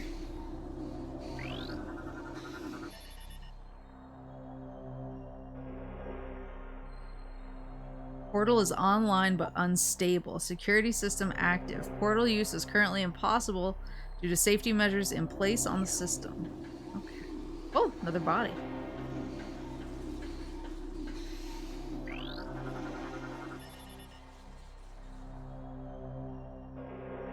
Bioscan complete. Luminoth subject expired 1.5 decacycles ago. Scan indicates that this Luminoth was very young at time of death, not quite to adulthood. That a child would be pressed into combat duty suggests how desperate the Luminoth were at the war's end. So, whatever's inside of this... Oh, is that grapple? Oh, I want it. Said it's controlled by the spinners? I see.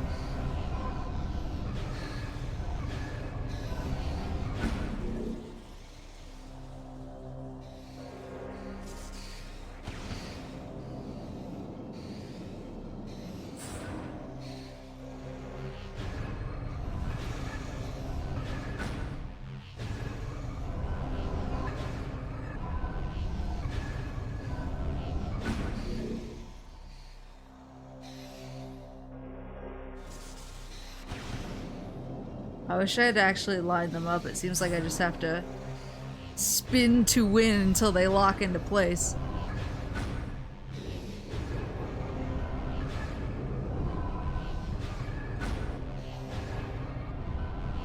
Think?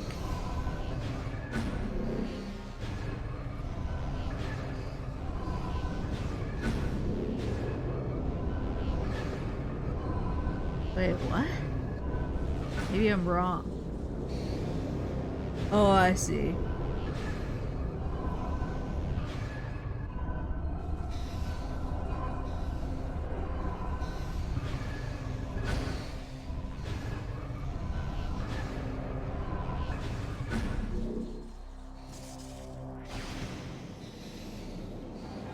I see, I see, I see, I see.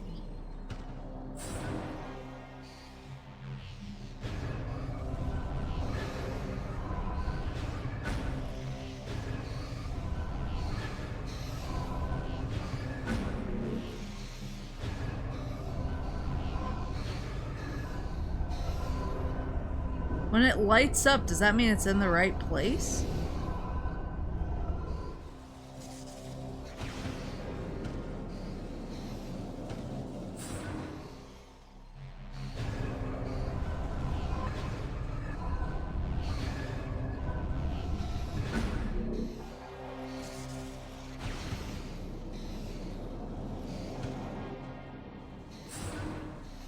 No, it means you're going to explode.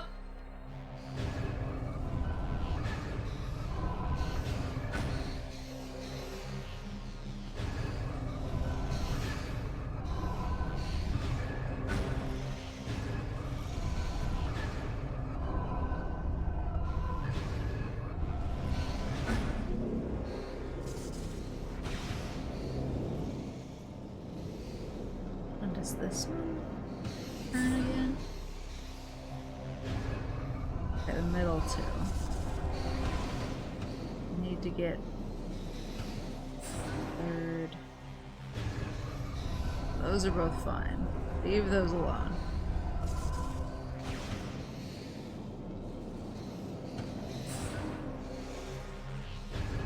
Here we go.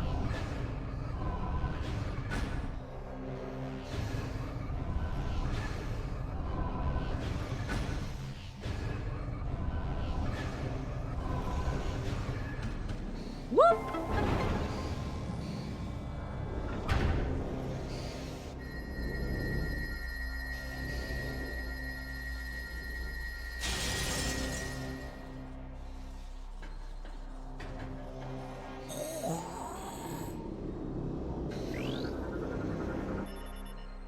Oh, I accidentally. Structure is part of a security system. Powerful beam emitters are tuned to the frequency needed to shatter the central containment chamber. Well, thank you, but I want these. Seeker launcher. Wait, what is that? That's not grappling. Inner unit offline, unable to restore function to this unit. Seeker launcher.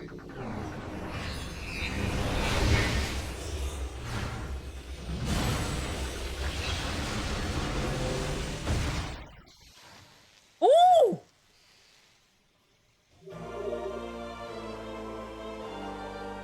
Seeker launcher acquired. Press and hold down on the D-pad to charge the Seeker. Move the targeting reticule over targets to lock on. Additional data downloaded to inventory screen. Press 2 to access the inventory screen.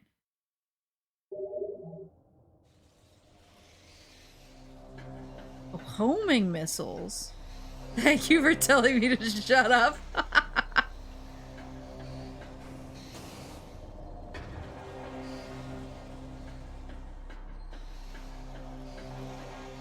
There's gotta be... Let me try.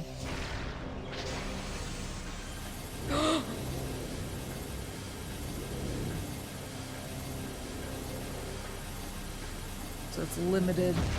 Woohoo!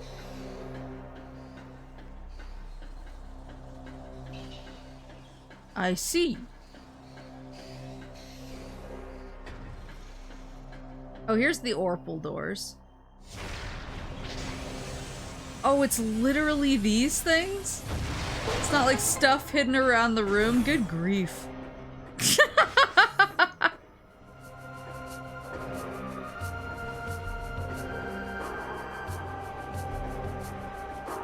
Auga.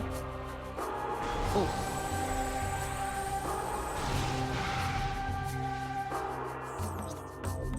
Five lock-on missiles they can stack on an enemy.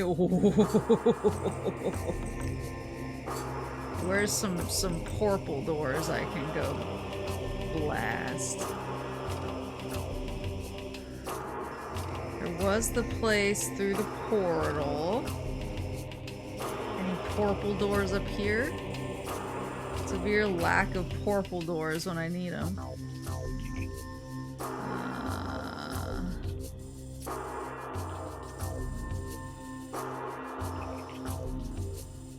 Guess I'll go back to the portal I came in from.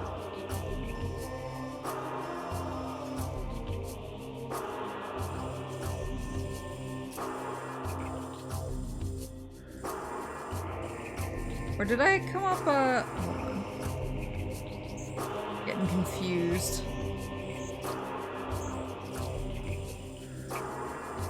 Oh, there's a green door here.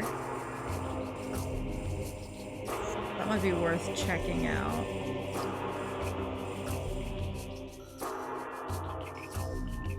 Thought you had to find 5 random smosets? Yeah. I thought it was just gonna be like, oh, I just gotta find things in the room. I was very confused. Ugh. Ugh.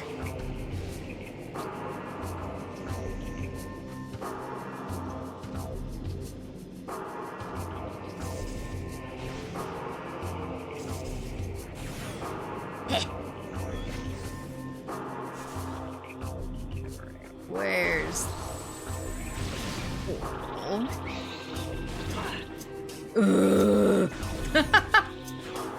Leave me alone. Oh wait, this is a elevator. Not what I wanted. So I want to keep going.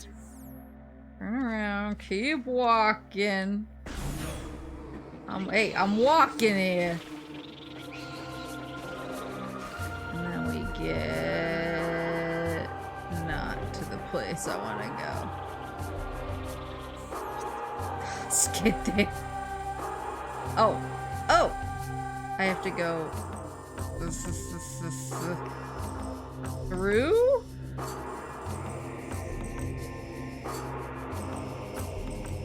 I have to go through the Tony Hawk. Why did I think I came out this way last time?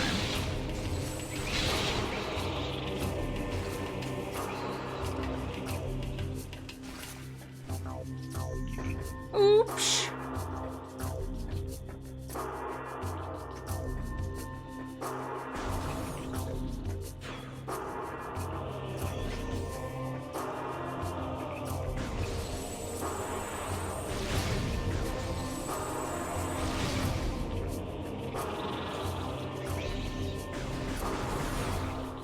Okay.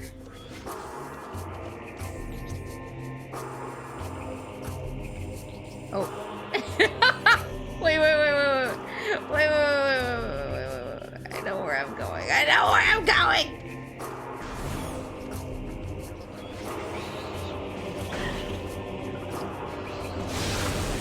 Fuck.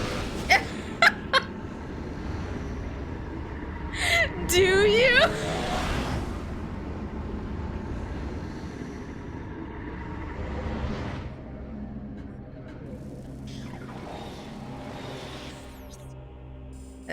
So anyway, I started blasting. Alright, so there's a super missile thingamabobber down here. Excuse you.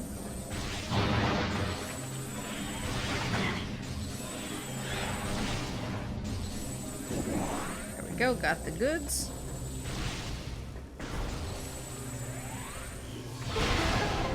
Whoop, whoop, whoop, whoop. Now what, pray tell, is in here? Oh, it's a big room. I don't like that. Oh, it's the dark version of this place. Oh look, it has one of my favorite fucking enemies in the game. Presence of a control system. Interference method unknown. Control units not present in the visible spectrum or current time space. Is the control in the other place?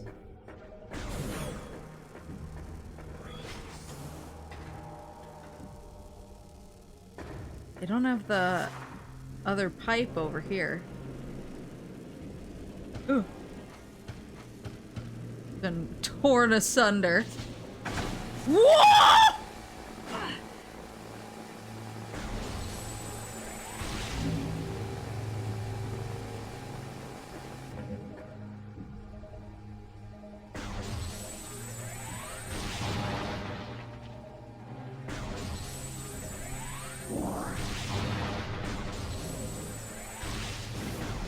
You're right. I should be using the beams more. I'm just so like I'm like, oh, it's a limited resource. I don't want to use it.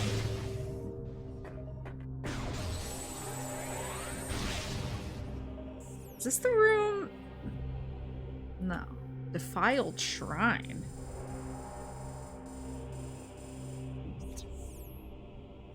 Sower missiles? Yeah. And it took forever to get me to use those too. Ugh.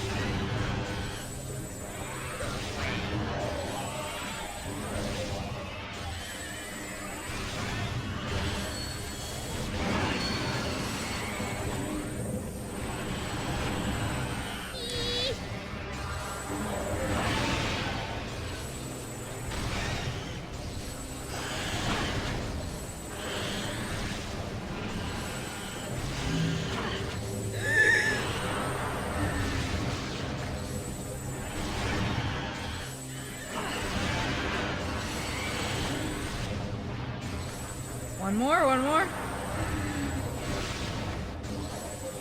I see one of the gloopy boys. Ah!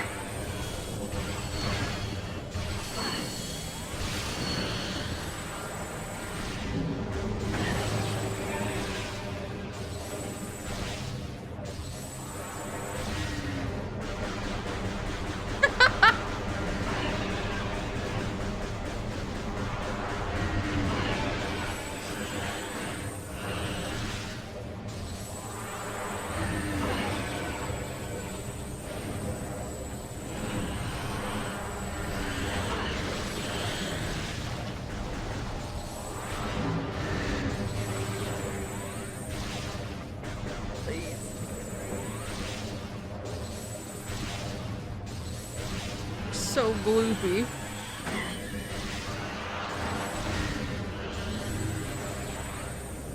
How many of these guys are there? Okay.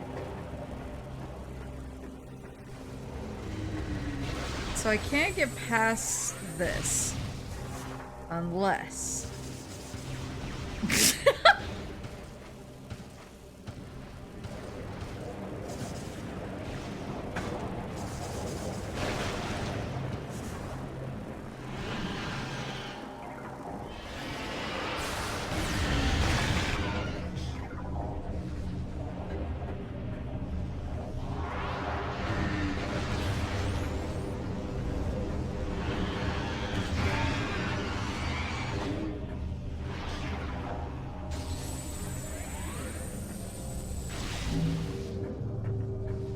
You remember what happens when you use the light beam on a crystal or a node? The thing that just happened when I used it on this node.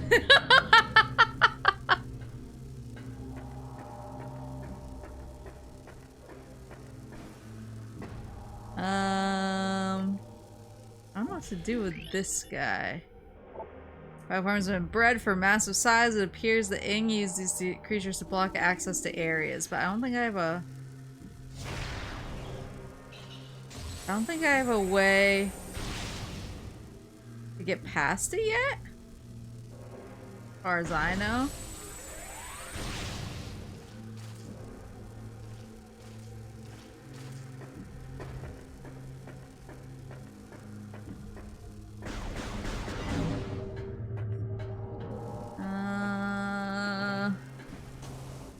I guess I'll go with the Poiple room that I saw. That was just to the right. Ooh, past all the lasers.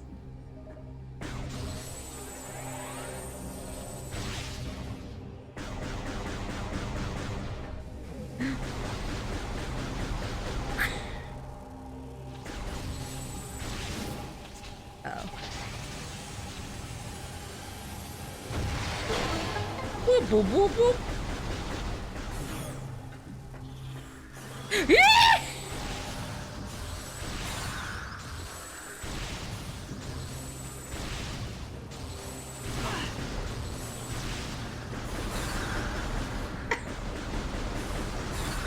Lock-on does not help with these guys.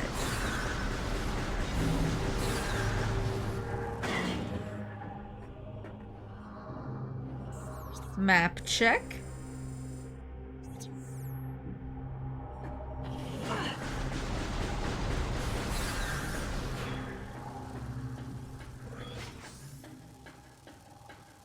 This is sus. Sus. Oops. What is that? My pillow! Ah! New lore entry has been downloaded to your logbook. A new lore.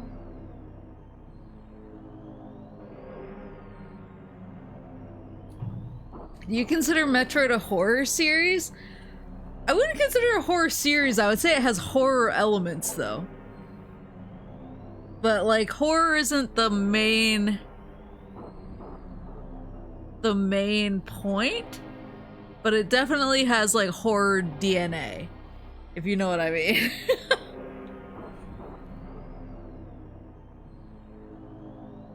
I would call it, like, a dark space adventure with horror elements.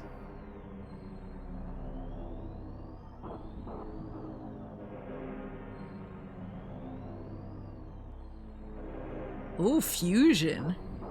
I haven't played Fusion yet, but I do want to. It's one of the ones I actually have a cart for.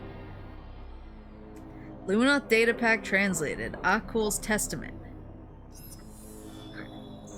Soon I shall pass to final rest. My key is in place. Through my spiritual link to the others, I know where their bodies lie.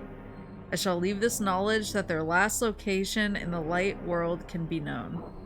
May this knowledge lead our warriors to the Sky Temple keys, hidden in creatures invisible to naked eyes. The time draws near. Hear the words of Akul, she they call champion of ether.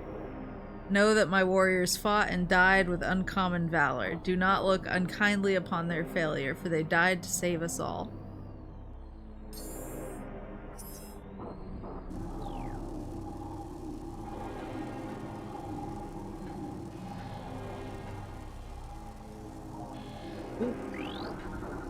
Recording to logbook.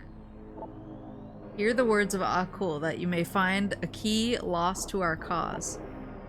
Gallant Bistil, she lies deep in a fortress of dry land.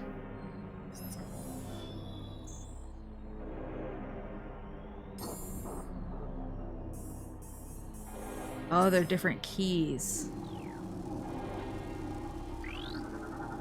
Recording to logbook. Brave Sidley. Beside the marsh of a raining land, she laid her body forever. Recording to logbook. Gentle Gushg. With a bear pod, he sleeps in a flooded temple.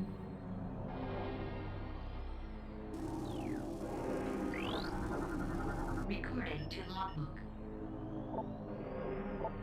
Loyal Sidgers. He no longer breathes, looking down at the greatest bridge of a holy fortress. Recording to logbook. Judicious Crook.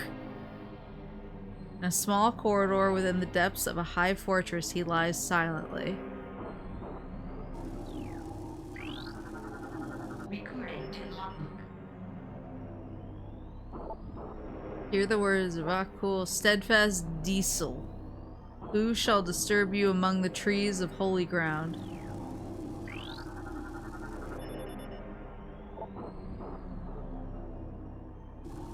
Wait, what?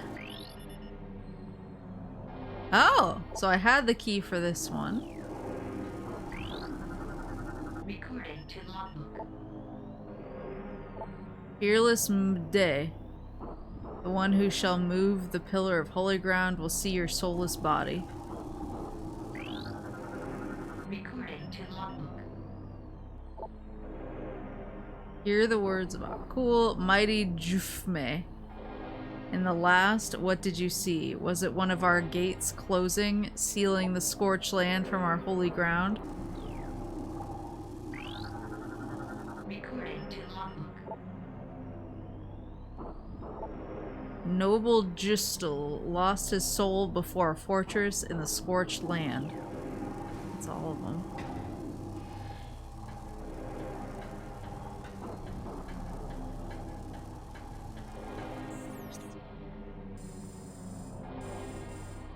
Oh, there's an elevator here. And there's a portal behind that question mark? I don't think I'm getting through there right now, though.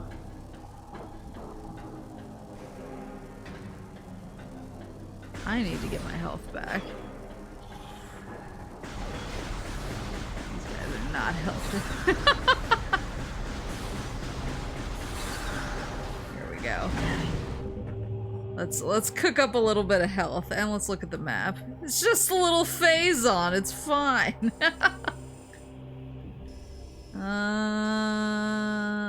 So I got some portals I can go through.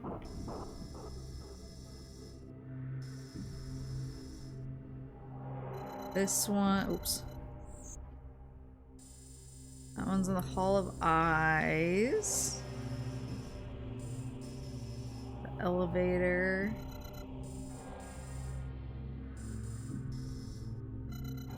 Down into Torvus Bog. Where's this one go? Oh, is that the one I can't get to? This one. Can't open the yellow door.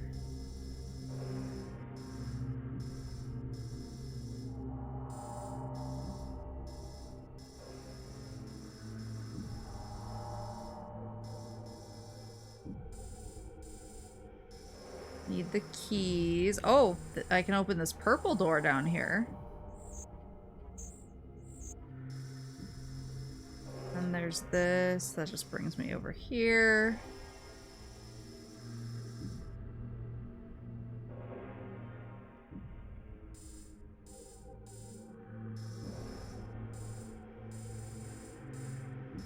I think this purple door is probably where I need to go.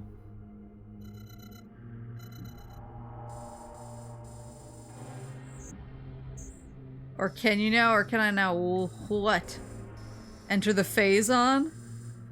I don't think so. Oh, go get through the portal thing? I don't think so, it was blocked off. That was where the upgrade was, right?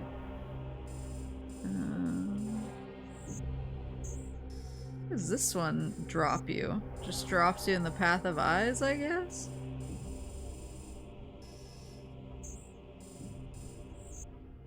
I guess I'm aiming for this one here.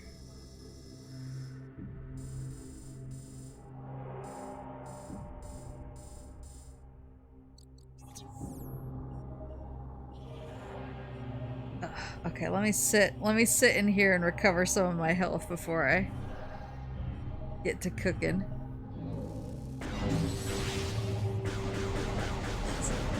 Please. Oh god. Let's just lose all the health I just gained back. What?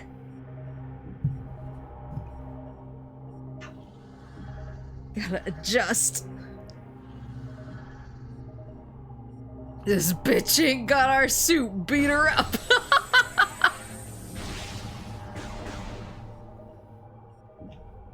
Yeah, oh, yeah, look, when I get close to phase on here, it starts freaking out.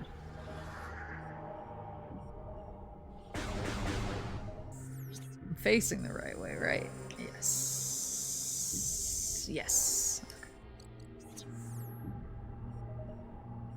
I can probably start moving. I just wanted more than two squares.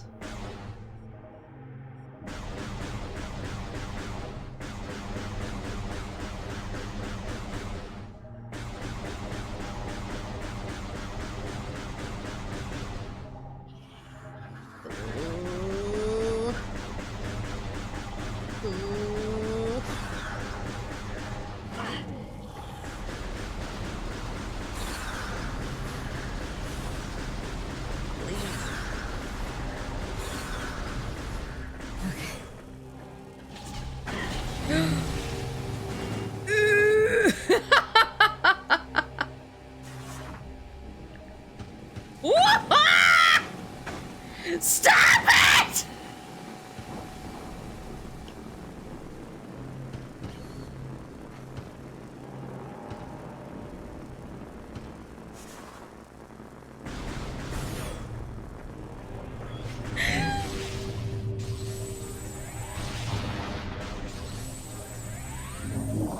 Please.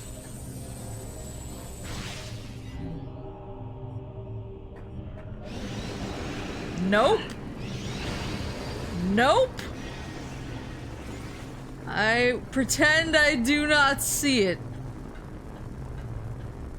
My least favorite enemy.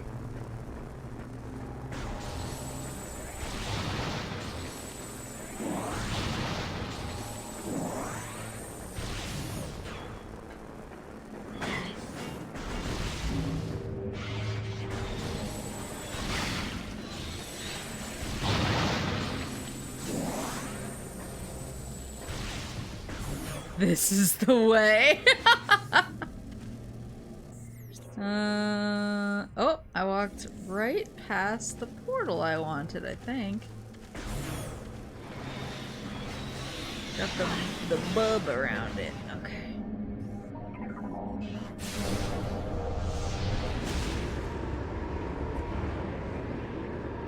So now... Oh.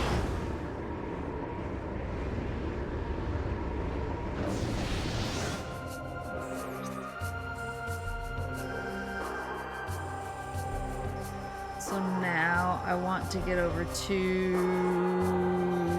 I need to stretch my neck out. Yikes. I want to get over to...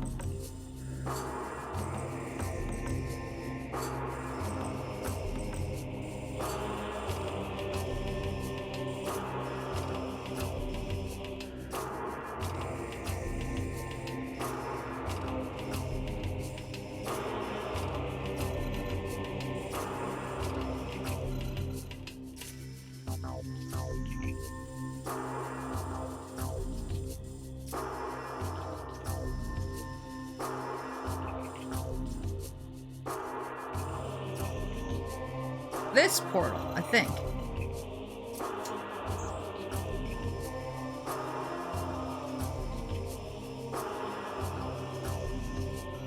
Yes.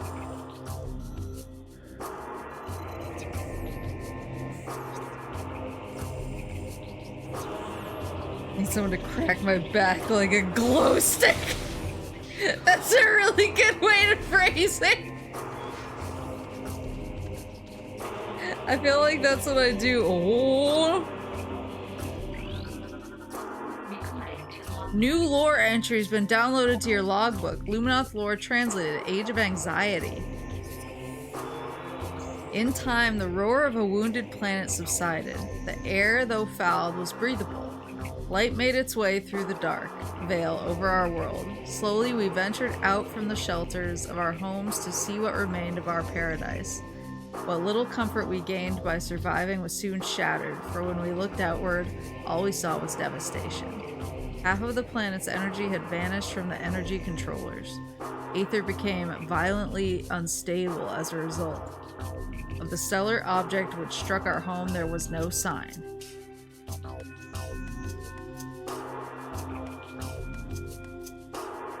I was gonna say, this is an intense first GameCube game.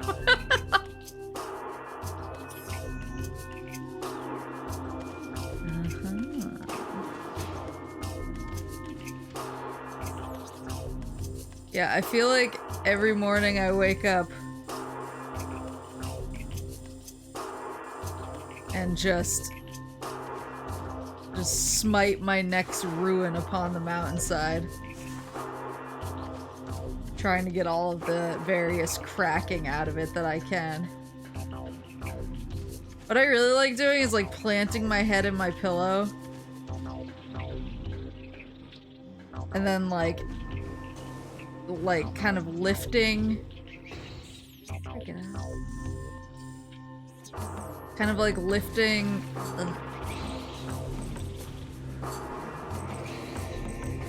my body with my feet in such a way that no.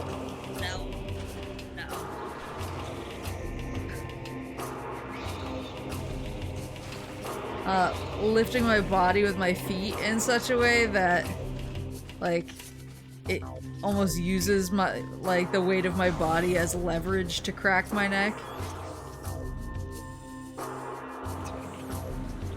It's like the only way.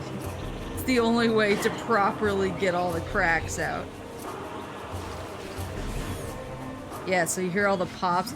I've been having like a really weird sleeping problem, actually. It's been really bothering me and I don't know what to do about it. I have this like new problem where, and I am like a chaos sleeper. Where I will sleep in any and all positions and they will all look like I've just been like smashed against the pavement. There we go. Forward and then to the right.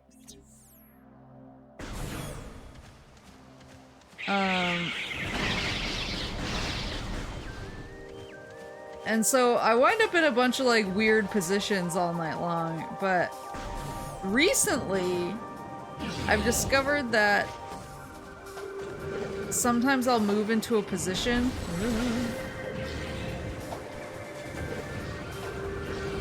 and it seems like it can be a variety of positions, which sucks.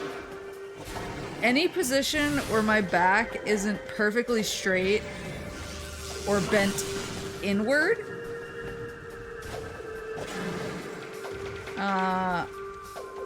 like as in like if I'm like arching my back in such a way that like my stomach is pushing forward, I guess. Like that type of arch. If I'm in any position where it's even slightly like that, like not perfectly straight or curled, my back just gets like the worst pain in the entire world, and if I move a little bit in my sleep it wakes me up. And then I feel it and I'm like, oh my god, my back, and I have to really like, I have to put a lot of effort and a lot of pain into straightening out and like trying to stretch my back out so that I can go back to sleep. And it wasn't so bad. Like the first night it happened, I was like, oh, that sucks, but now it's happening like every night and it really sucks and I don't know how to fix it. Sounds like a pinched nerve. But it's like, it's only when I get into that one position and I just happen to do it in my sleep. And it's fine like during the day. You wake up randomly at 4 AM every night, somehow pinned your arm and cut off circulation each night. That actually did happen to me the other night and it really freaked me out. I was like, why can't I feel my arm? And then I was like, yo, it's because you rolled over on top of it in a weird way. Again, something I haven't really done before, so I was like, what is going... The only time I lose, sometimes I put my arms over my head when I'm sleeping, because again, I sleep in a way that any normal person would be like, why?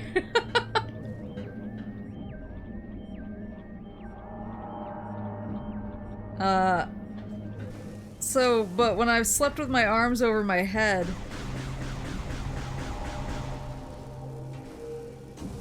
sometimes, I've woken up and they've been asleep. I have to like kind of pull them down from over my head, but they just kind of flop because they're asleep.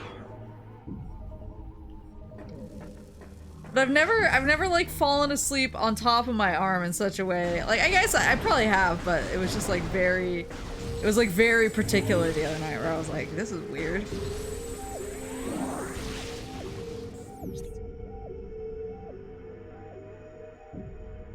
Ugh. Crank up that bog.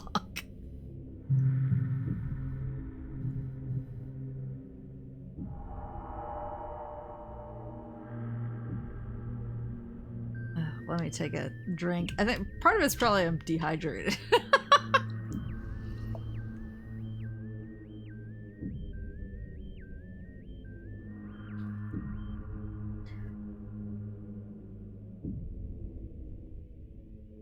Yeah, I can pretty much fall asleep like in any position.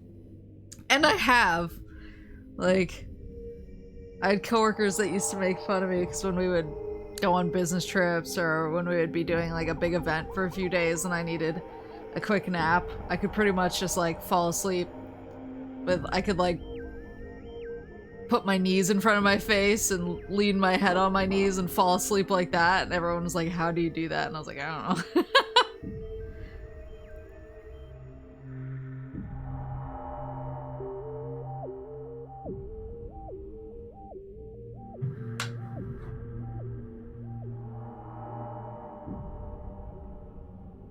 I can sleep on my back, I can sleep on my stomach. Well, that's the thing is, I could sleep on my back and I could sleep on my side,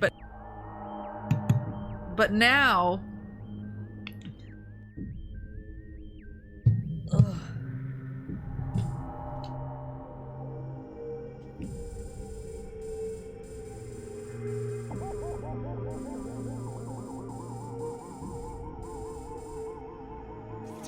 I used to be able to sleep on my stomach.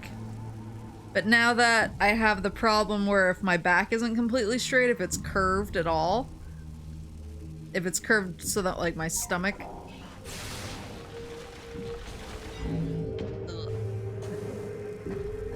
so now stomach sleeping isn't possible anymore. I used to love sleeping on my stomach, but now it hurts my back because it doesn't keep my... It doesn't keep my back straight or curved enough.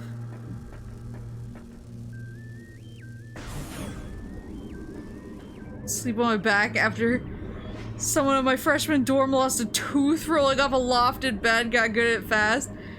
I had some people who lofted their beds. I wanted to loft my bed, but then I kept getting spooked by it because I was like, what if I do that? Because I used to... Back then I was like a... Now I'm not like I wouldn't call myself a heavy sleeper. I wake up quite a bit. I wait like syrup sneezes the wrong way and I wake up. So I wouldn't call myself a heavy sleeper anymore.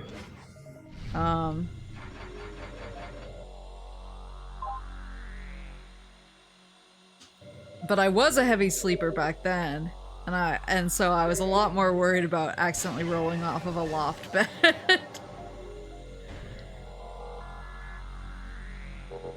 Because I was like, there's absolutely no way. And also I tended to oversleep, and I was like, if I have to get out of bed fast in the morning, I don't want to like cause a problem. I did know someone at my school who rolled off of their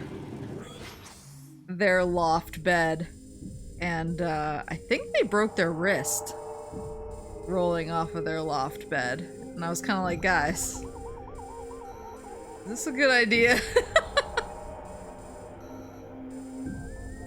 Where's that hole? Oh, it's just on that door.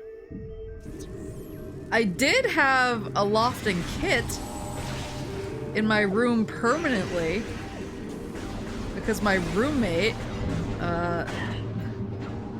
the one who wrote the Fujoshi one who wrote fan fiction, but not for like my ship, but was still like always talking to me about her ship, and I was like, I don't know what that is. My roommate...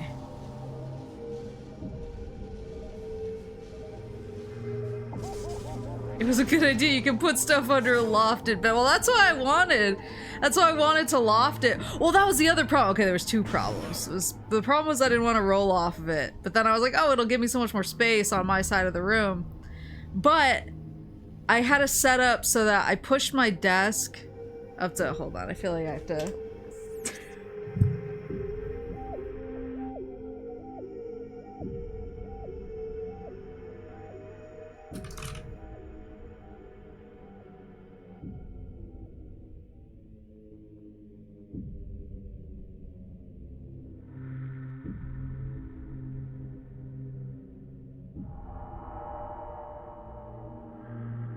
Like, I had a setup.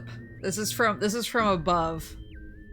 So we had our dorm room was like this. We had a window here and a window here. And then our closet, our door was here. MS Paint hours already. And then our closet was like here. So my roommate had already kind of like claimed. So she had her bed here. And her desk here.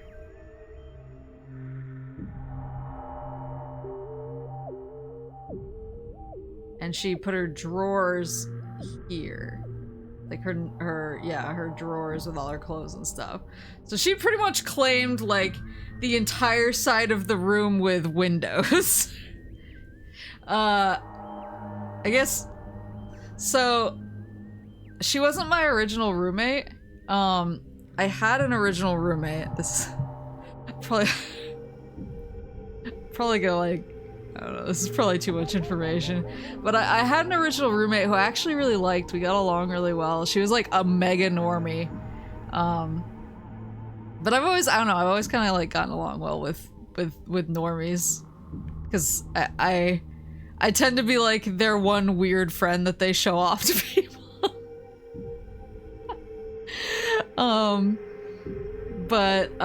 So we got along really well, and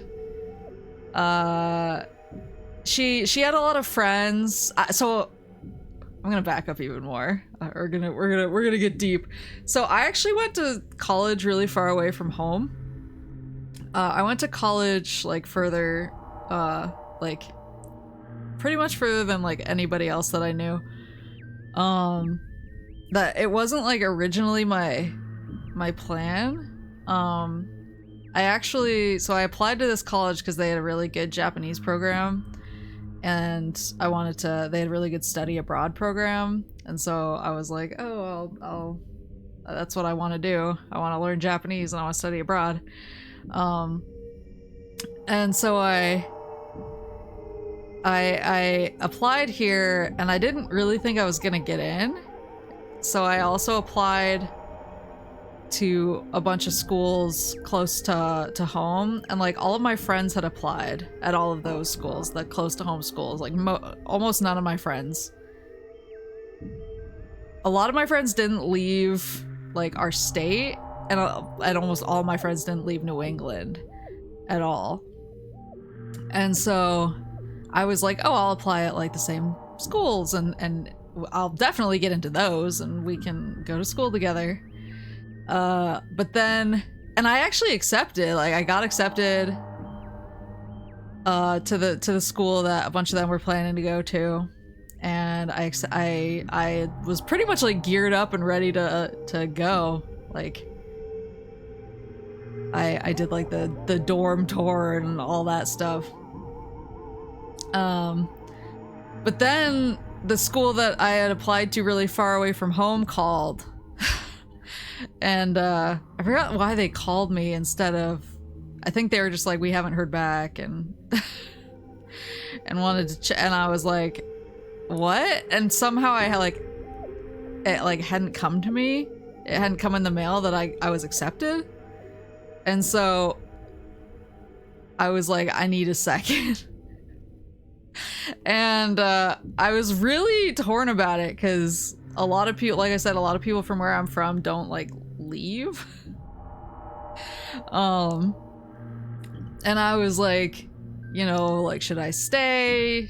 Like, everyone I know is here. Everything I'm comfortable with is here. and my best friend, actually the one who I borrowed Metroid Zero Mission from and then deleted one of his save files. My best friend was like, he like sat me down and he was like,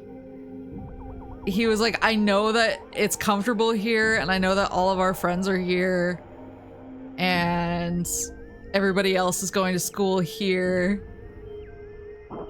He was like, I know, I get it, but he was like, but the only way you're going to like grow and push yourself to be uncomfortable. He was like, if you want to grow and like as a person, I think you need to be uncomfortable and I think you need to go somewhere where you don't know anybody, because that's like the only way that you're going to learn to get out of your box. And I was like,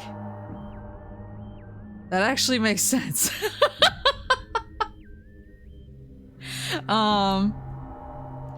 So I accepted this school that was really far away. Ancient wisdom for a high schooler. I know. I was like, whoa. So I accepted this, but I basically showed up and a lot of people knew each other because they were from the area or they were from like different the college I went to had a lot of like prep school kids and like private school kids, and those tend to be like kind of tight-knit communities, so a lot of them knew each other, and I am not a private school kid by any stretch of the imagination. And so it kind of wound up, I think in my mind, and it worked out, like it did, it helped me grow a lot. But I think in my mind I was like, oh, well, like everybody won't know each other and we'll all get to know each other. And instead I was like one of the people who like didn't know anybody else and a lot of other people had friends. So when I got my dorm assignment, I was like, oh, this girl seems nice. And so we talked for a little bit and she was really chill and we got along. But she had a lot of friends at the school already who were also accepted. And they just happened to like, she was kind of the odd man out, if you know what I mean. Like they'd all paired off when they were putting in for their dorm assignments. So they all paired off and she was kind of the one stuck without a roommate. And so she got me. And which is fine. We got along really well. The thing is, like, I didn't party at all until I was of legal age. And she partied like crazy, like right away. And so there were a lot of incidents where I would like write her like a post-it note or something, like, hey, can I borrow your hairdryer? And I would draw like a yes box and a no box, and I was like, oh, when she gets home she'll just check one or the other, and then in the morning I can go off of whatever she checked. And I would look at the post-it note when I woke up because she would have been out partying the night before, and the post-it note was just covered in scribbles, and I was like, this doesn't tell me anything.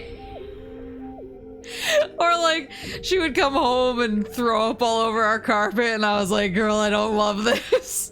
But when she was like, you know, when she was with it, she was with it. And so she was like, she was really nice, but we just had really different lifestyles, I guess. And so then I basically like met a bunch of people who were nerds, and I was like, oh, it'd be cool if I could like, you know, live with one of them, because none of them really party either, and a little bit more like my speed. And she clearly wanted to like live, her like friend group had befriended a new girl after they got to school, and I could tell that they were getting really close, and I was like, oh, she probably wants to live with her. So I finally just brought it up with her. I was like, would you be like offended if like an opening just opened up with somebody I know from Japanese class, and I just think, you know, we'd be a good fit because I'm kind of boring. And she was like, oh my god, no. She was like, I feel, she was like, you're great. It's just that, you know, our lives are so different and we're like, we're just like, you know, she was like, I feel bad that I'm always like waking you up, coming home and throwing up on everything. But we still like stayed in touch whenever we ran into each other on campus. We would chat and like we were cool. But yeah, so I moved in with this girl from Japanese class because I just figured like, oh, she doesn't, you know, she's not gonna come home like throwing up, and I'll be able to sleep a little bit better, and I won't have to clean up, you know, vom on my stuff or anything like that, which will be kind of nice. But then she turned out to be like difficult in a different way. So I don't even know if like this layout that I've put up here was how it was laid out before her roommate moved out. Or if her roommate moved out and she was like, I'm going to commandeer the entire side of the apartment with all of the windows. Because yeah, so this is her bed. This is her desk. And this is her drawers. I'm just gonna call it a nightstand because it was like a bunch of drawers, but she had like her stuff on it. So she basically had the entire like side of the apartment on, like with the windows, and I was like, okay, that's fine, I guess I'll fucking live. And so I was trying to figure out how to put like my bed in here. Like, so my one before was much more like a standard layout. We had one like really big window. And so we had our mini fridge here, and then her bed was here, and my bed was here. It was like very egalitarian. Like, it was like we both, you know, have access to the fridge, the windows, like it's all good.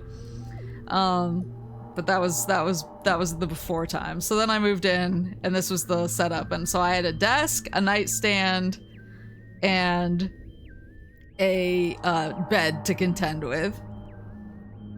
And so she was like, oh, you can put your nightstand here next to my desk. And she was like, that would be great because then I can put my TV on it so I can watch TV while I'm sitting at my desk. And I was like, well, that's cool, but you know, I'd like to use the top of my nightstand for stuff like you are. But yeah, sure, I guess let's go with that. And so then I was like, well, I'd like a TV too, because I want to play. And so at that point I was like, maybe I should loft it or something. But I wanted to be able to play games. And I didn't have, because her TV was on the nightstand, which was like the tallest thing, that would be where I would have played games, but because I couldn't, I had to figure out another way, so I didn't loft it. What I wound up doing is I put my bed right next to the fucking closet, and then I put my desk up against the bed,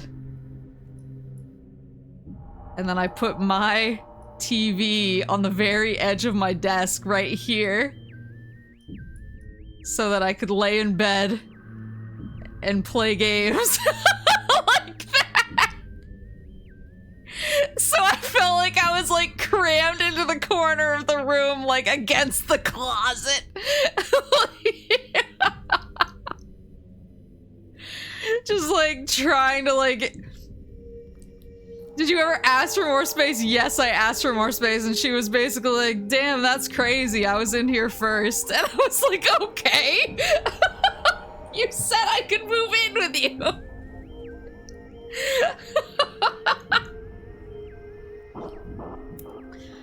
But yeah, it was, and then of course, like, she had to like walk by my bed to go into the closet. I missed Party Town at this point. I was like, I've made a huge mistake. I was like, I missed the sweet, supple tones of a woman vomiting next to my head at 3 in the morning. Like, and it was like, I mean, there was something to be said.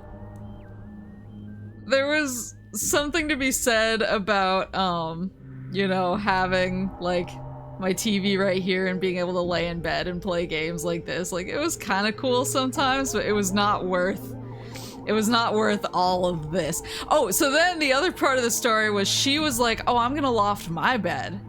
And I was like, well, that would actually be really great for me. Because if she could get this desk under her bed, and maybe even the nightstand under her bed, I could like move my bed over here.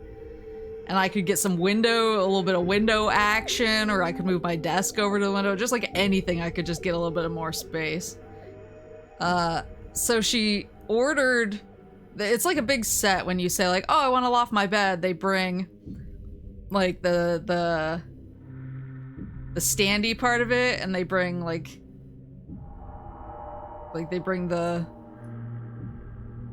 this is a poor explanation, but they bring the like this thing, and they bring these things. And so they brought all this stuff for her to be able to loft her bed. And then she like looked at it and she was like, no, this just seems complicated. She was like, I can't figure it out. And I was like, it's not that hard, ask for help. I was like, ask the RA, like he'll help you loft your bed. And she was like, can you do it for me? And I was like, no, I can't. And then she didn't want to call. Every time I was like, okay, then call them and have them take the lofting kit away. So that it's not like in our fucking space anymore. And she was like, but what if I want to loft my bed? I was like, then loft the bed. And you know where she kept it? She kept it right here in front of my nightstand.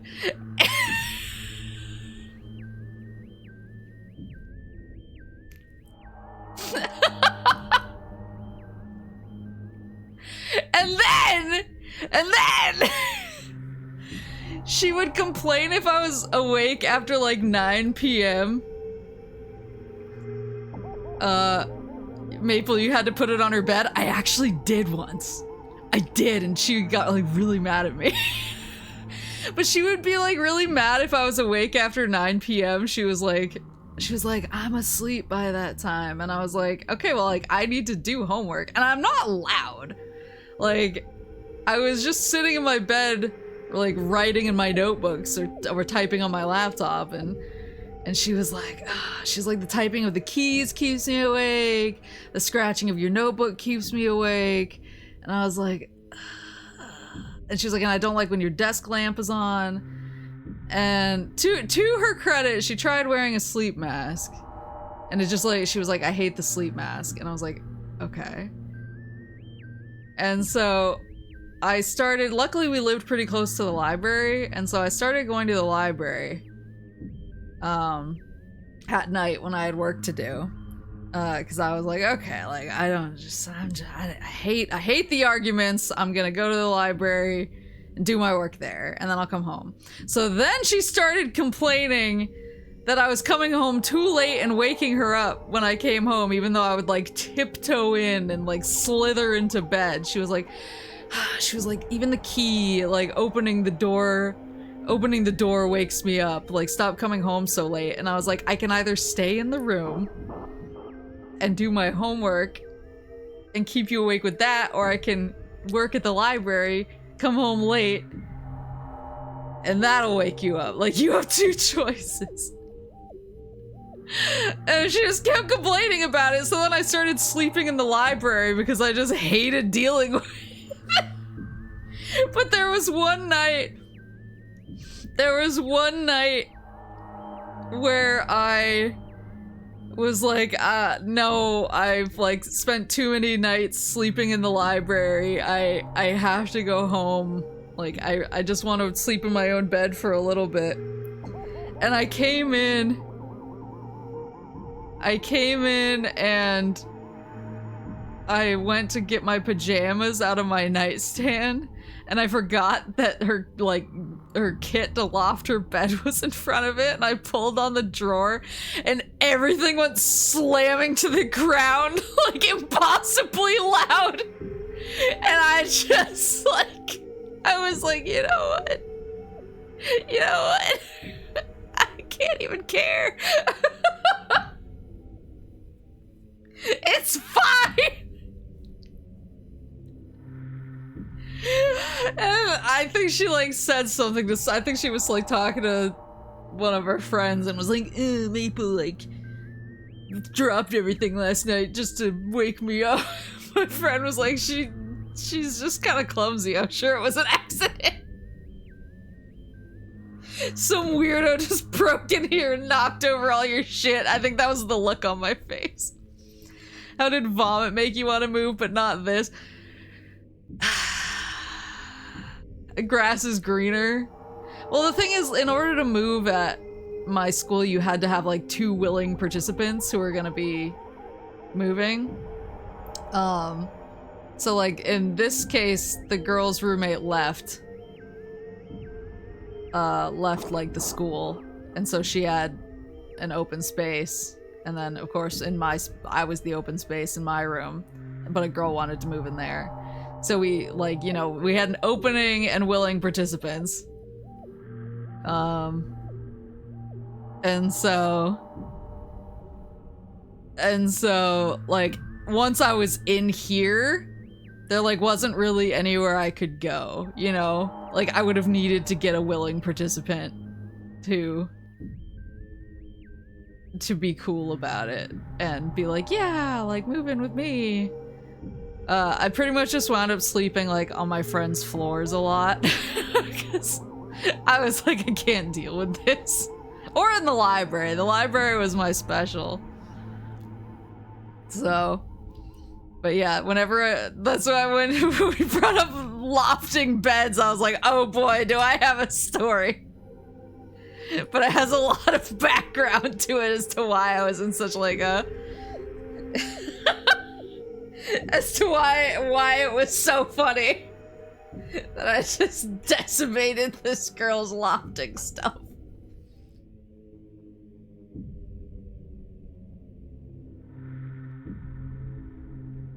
Even though someone has sacrificed to replace you.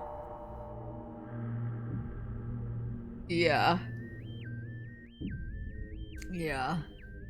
It was never that, well, I was gonna say it was never that bad after that, but I had a roommate after that who was like a chronic food stealer. So a lot of us had to like, that was the I made sandwiches or no, it was we made sandwiches. And I was like, who's we? Why was it multiple sandwiches?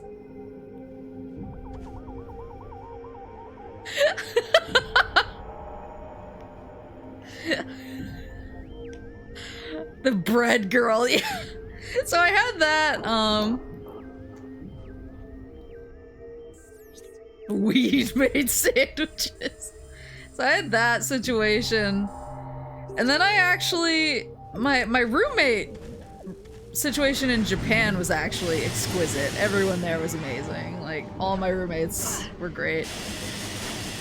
That was probably my best roommate stint in school was in Japan. Everyone was just chill. No drama. Everybody respected each other's space. Good bunch of boys. What? Did it not do it?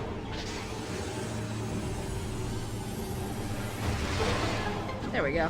Whoop, whoop, whoop, whoop. Nyani kore.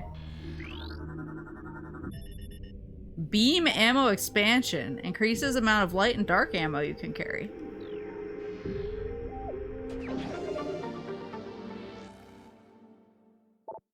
Wasn't that the 6 Fujos? Yeah, but they were like all amazing. That was Banana Girl. That was the girl who got roofied in the banana costume, and she was like, props to the guy for deciding to spend his roofie on a banana. And I was like, do not give props to the man who roofied you.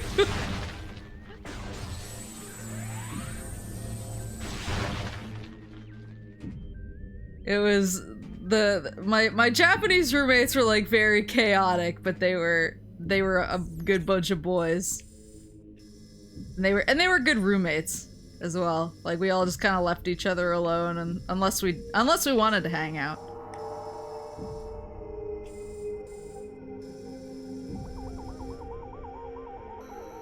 Nani? If we wanted to hang out, that was different.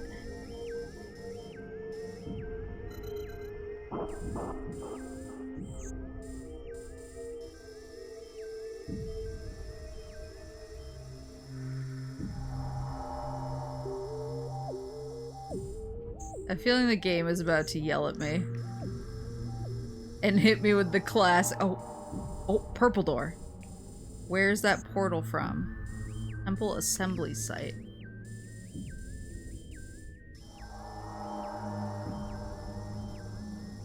I just wanted some potassium.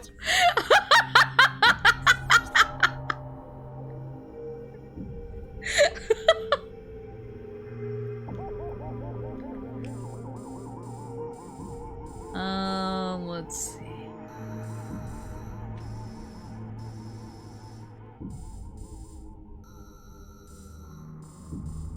Where does this one go to?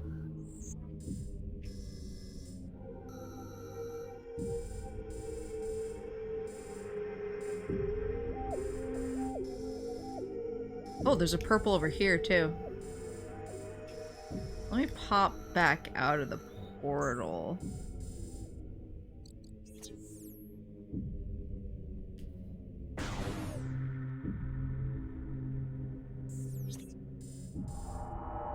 I had 3 roommates during my 1 year in college. They were all pretty nice, had no issues with them. Once COVID hit, they all left. I had the entire apartment to myself. It was awesome. One of them left their heater, so I took it. Never had a roommate as much as growing up in a room with my brother. My roommate stories are mainly him being a 23 alarms every morning kind of guy. Oh no. Starting in the middle of the night. No. No. Yeah, what the fuck? The girlfriend whispering? That's so gross. Yeah, my fourth year, I decided, so because I'd been abroad the year before, basically you needed to, like, if you wanted to be roommates with people, you needed to coordinate with them ahead of time. And dorms were kind of like a mad rush where I went to school. Like, everybody wanted certain dorms. And because I'd been in, I was the only one of my friends who went to Japan.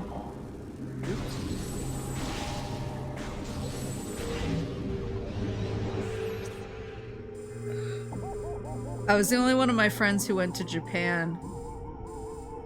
And everybody else was also studying abroad, but in different time zones. We couldn't really coordinate.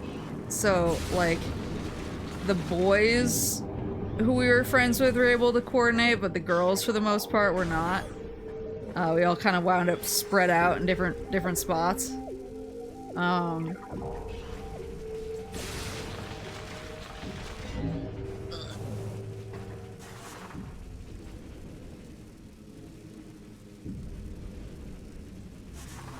And, yeah!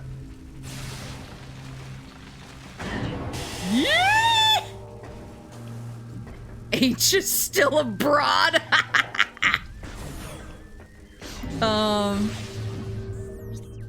So, but I decided, I was like, well, like, I don't love sharing a room with somebody. So as long as I don't share a room with somebody, I don't really care, like, where I live or who's in the rest of the apartment. As long as I have my own bedroom, like, I'll live. And so I actually signed up. They had a program where if you committed to not, you know, partying in your room, or in your apartment, you could get special housing. It was supposed to be like an alcohol-free program, but they didn't really care if you drank as long as you didn't bring it back to the dorm with you. I think it was like kind of a, like, you know, I think it was supposed to be a safe place where if somebody had like a legit problem with alcohol, they could live there and not be like exposed to it all the time. Like they would be on the rest of campus. And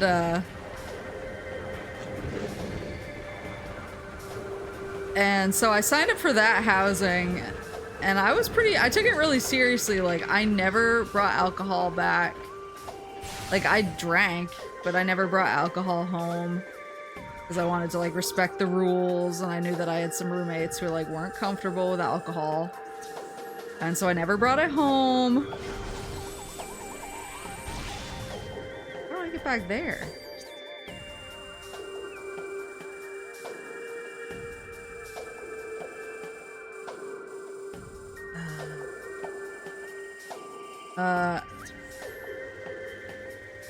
But two of my roommates were like huge assholes, and they would like throw parties in our dorm and have tons of alcohol just out all over the place.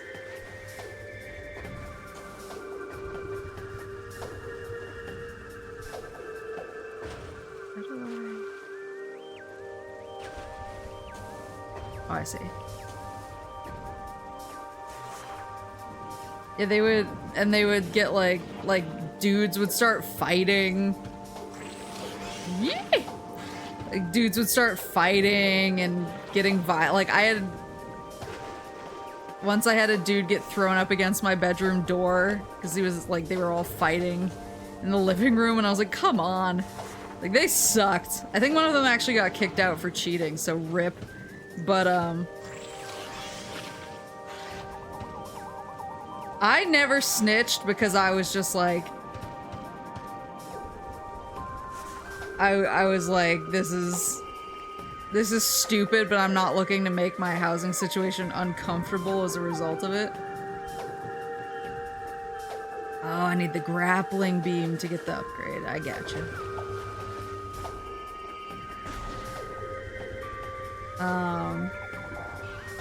But I had two other roommates. I wonder if I can translate that. I had two other roommates who lived there who were both super nice, who were not huge pains in the asses like these two girls. One was super shy.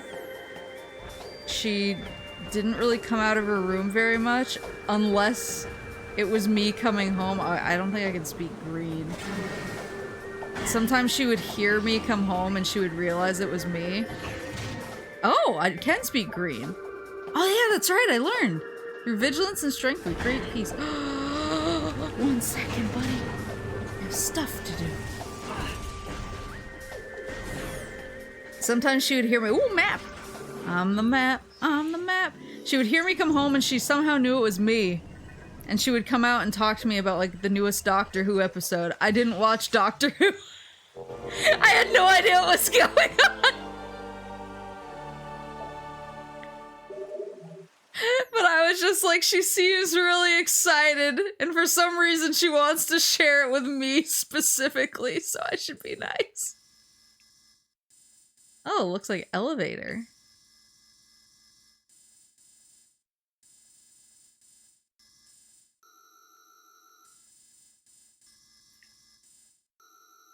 She learned the footstep patterns. Yeah, she would just come and she would be like, yeah, this new episode of Doctor Who came out, and like, I'm really excited about this. And I was like, I have no idea what you're talking about. I'm not gonna tell you that I have no idea what you're talking about. I'm just gonna let you cook. But I've never seen this show in my life. The other girl, she was really nice. One night, we didn't talk that much, but we always had like weird late night interactions. So the two that stand out in my mind the most.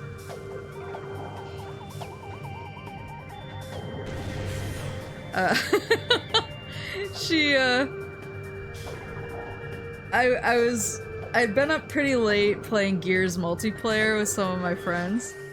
And I guess she was awake, and I didn't think I was being that loud, but apparently she heard me. And I was up kind of early brushing my teeth the next morning, and she came into the bathroom while I was brushing my teeth, and she just looked at me and she was like, She was like, I heard you saying some unkind things about somebody's mom in your room last night. And I was like, I'm so sorry. She was like, no, I think it's funny. It's okay.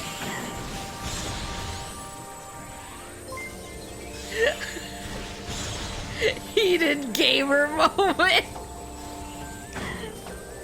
Grandpa, thank you for the subscription. Or the gift sub.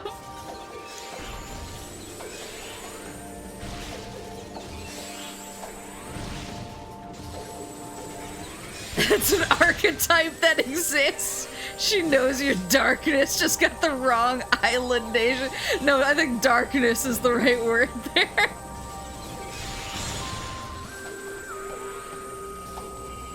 Yeah, she was like, this girl has to be a nerd, I'm just not sure what about. And, you know, she took a swing, I respect that. There we go. Toxic gamer moves.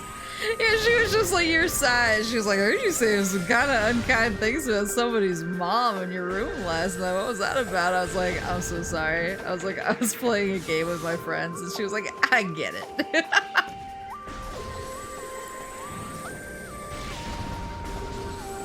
And then, there was another time, she was really smart too. I think she was probably the person, well, her, the Doctor Who girl had like shockingly good grades as well. They were both really good students. Unlike me and the other two girls. But I forgot what the context was, but I was up pretty late doing homework. I think she was too, and we both just happened to be brushing our teeth at the same time. It was like 3 in the morning. We were both like probably kind of delirious. We're both just standing there brushing our teeth, and she just turned and looked at me and she was like, is there something wrong with wanting to be a trophy wife? And I was like, I don't know. I was like, I think that's kind of like your choice. It's up to you. Like, you should make that call yourself. And she was like, yeah. She was like, I just don't think there's anything wrong with wanting to do yoga and walk my dog. Like, she was like, I don't think there's anything wrong with that kind of life. And then she was just like, I have a lifestyle to maintain. And I was like, what's happening right now?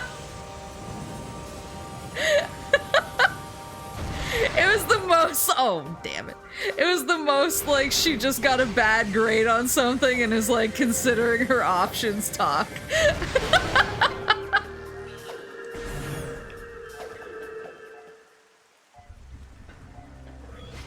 I was like, yeah, that's valid. I don't care. Sure. Imagine if she had ever heard you playing Pokemon Snap.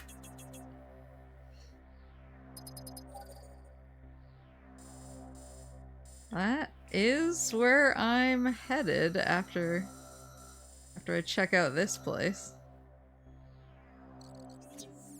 She was really funny. But yeah, I just remember not knowing how to respond. I was like, I guess there's nothing wrong with it. And she was like, yeah, that's what I'm saying.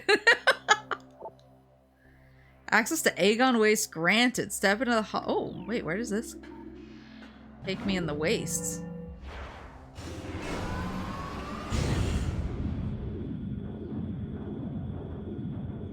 Yeah, I just heard she was like, I just want to walk my dog and do yoga. I have a lifestyle to maintain. I was like, I don't know anything about that. Ah. You only have to do the purple doors once, I presume. Oh, and that gets me to the portal up here. Hold on, I want to check this out, actually.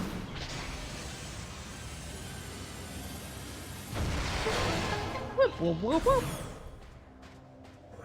I can't get up there. Oh, maybe I can jump to the... No, I can't. Oh, maybe they're invisible platforms that I'll be able to see with a different visor.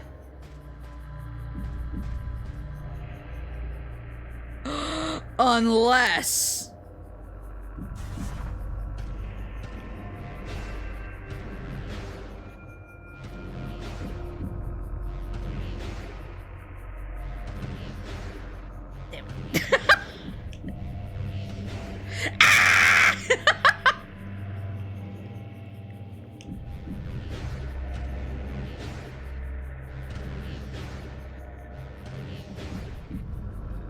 Yeah, I enjoyed her.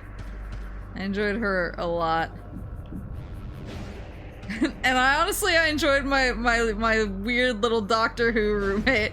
I just appreciated that she was trying to connect, and I was like, I have no idea what you're talking about.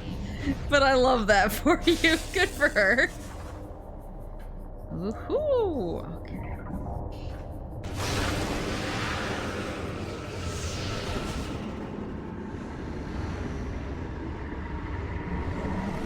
Where's this gonna take me?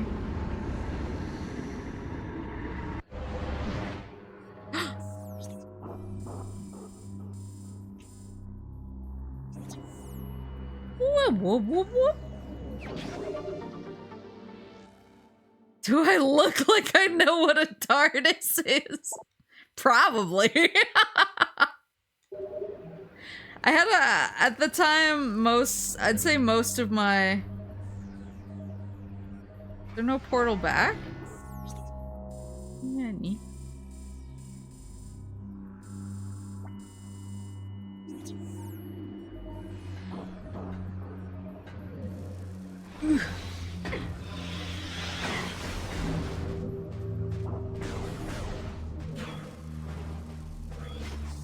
We're trapped.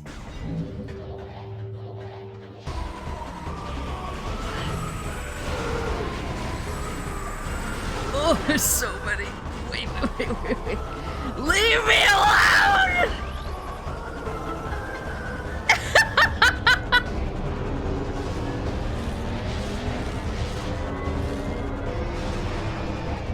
Get in the robot. Okay.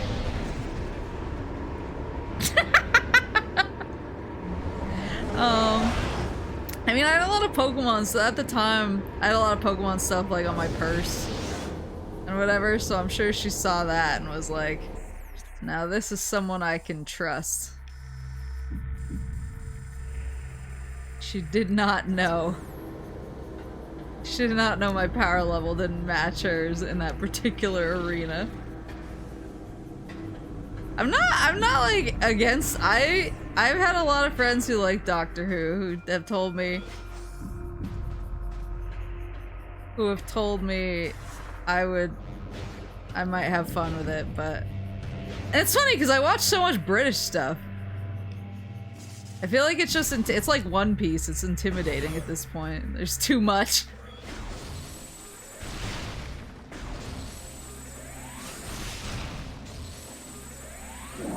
Get a little health back after that situation in there. She knows the song of my people. It's one of those gamers. That's probably my biggest roommate sin. Is usually when I was playing by myself, I tried to be really quiet. Like I would play with the volume down, or I'd play with headphones when I could, depending on my setup. But if I was ever playing a multiplayer game, especially Gears, late, I probably was like a little bit too loud. And I still tried not to be, but sometimes the hype gets away from you.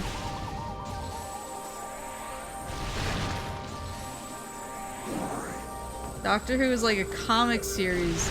They do vague references to old stuff, but each Doctor is their own thing overall. See, not to brag, but I had a live journal post. It wasn't even identified as me because it was on Fandom Secrets, which by its nature is an anonymous. It was an anonymous live journal community. So on live journal, back in my day, on LiveJournal, there was this community called Fandom Secrets. And you would anonymously send in your most, like, torrid secret, whether it's like you secretly ship two characters but you don't want to tell your friends because they all hate that ship, or whatever.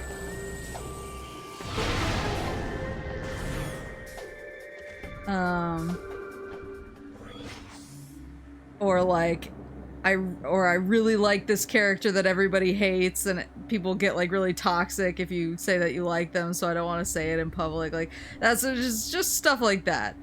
Or just like really nerdy things, like I've written, you know, 700 pages of fan fiction about this thing. I've never posted it anywhere and I only keep it to myself. It's basically you can confess anything about fandom there. And I used to read it all the time because a lot of the confessions were like pretty funny. But a lot of them were about Doctor Who, and at the time, Doctor Who was David Tennant. And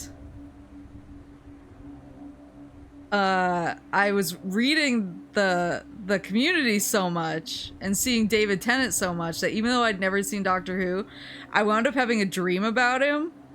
And it was just like, it was a pretty normal dream. Like he was just a dude and he was like just a nice guy. And he was just like being very cordial with me. And so I was like, oh, that was nice. And so I actually made a fandom secrets post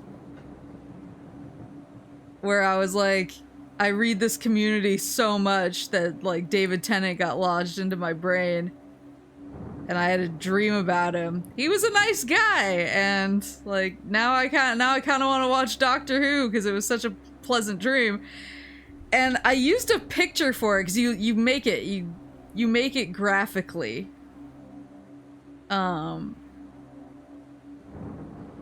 You like make a graphic and submit it. And I had just Googled David Tennant. I didn't do anything special, but there was a picture of him with like puppies or something that I found, and I was like, oh, that's kind of like thematic to the rest of my secret. And so I used that, and I went to check on the comments after it got posted, and it was just a bunch of girls who were like, I've never seen this picture of David Tennant before in my life. This has changed everything. And everyone was like, I love whoever made this secret. Like everyone was like reposting it. I was like, I just had a nice dream. He was a nice guy. I don't know what I did.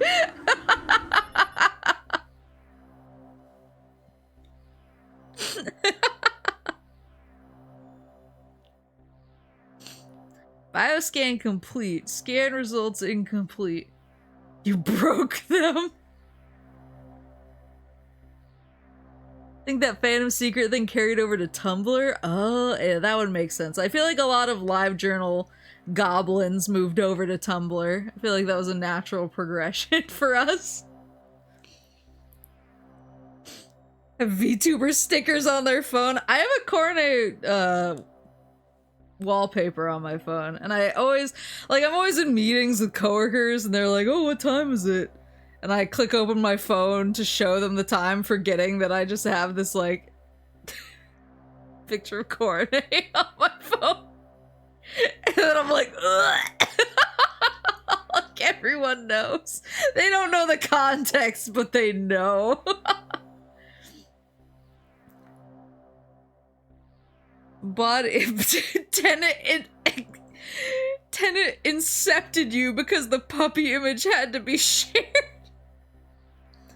Body has been heavily damaged by exposure to unknown chemicals. Unable to determine cause of death. Ugh.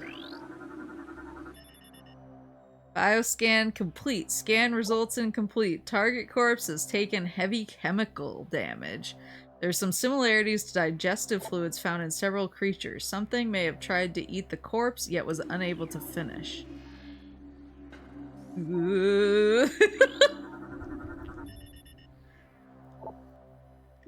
Elevator time, baby.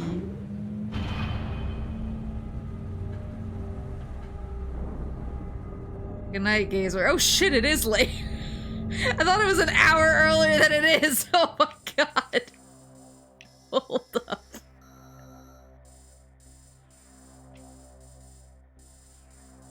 Okay, there's a save room right below us. Time flies, yeah.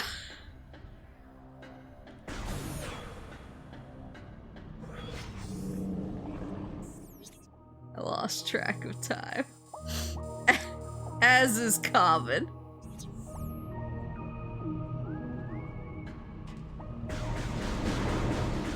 Good bedtime story stream. Wow. Whoop. Just gotta get up to that red door. Damn it!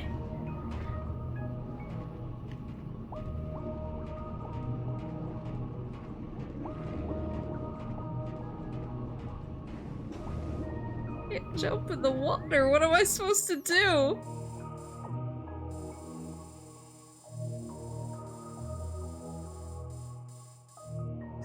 Looks like there's something at the bottom anyway, so let's just get it. Ever play Super Metroid? I haven't.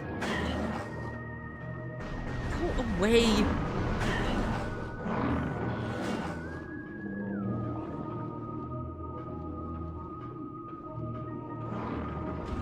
What?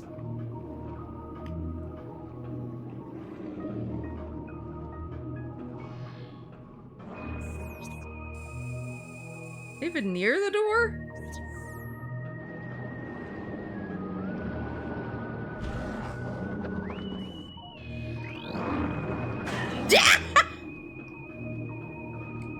Recording to logbook. Blog. Incredibly durable aquatic predator. Powerful, fast-moving water dweller. Outer hide is impervious. Heavy weapon hits will only aggravate it. Its mouth, however, is vulnerable to damage. Okay. How do I... Looks like I need to get down?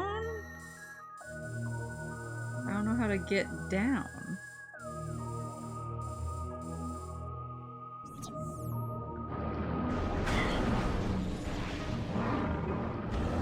Please leave me alone.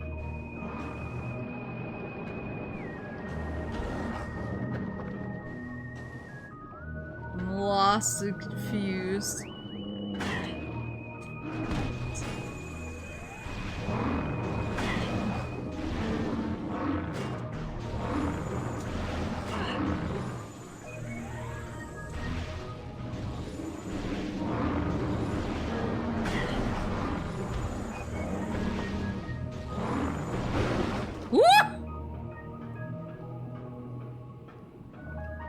This anything? Oh, here you go. Now what? Live blog reaction? Oh god, there's more.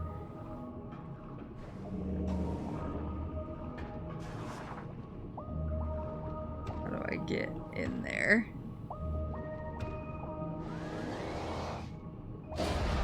There you go.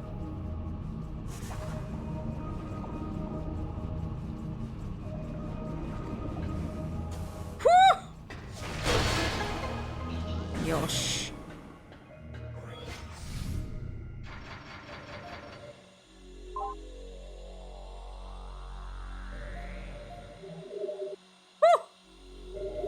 Yeah, we went way later than I meant to. Whoopsie. Whoopsie.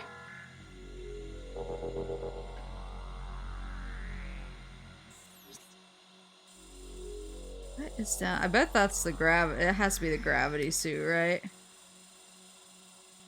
I don't know how to get into that door down there, though.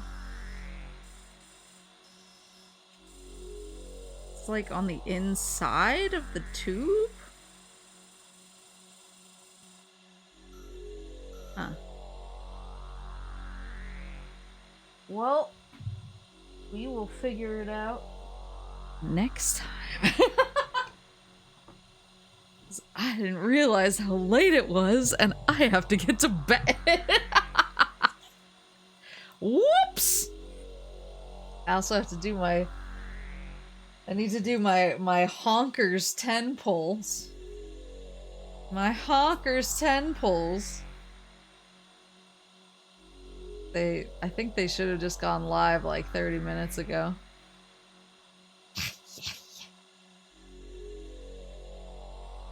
She would have gone on till sunrise, probably.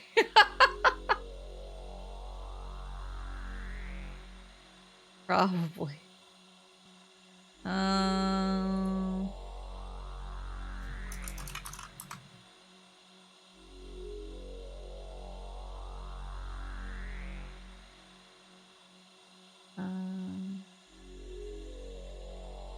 Wonder if anybody's playing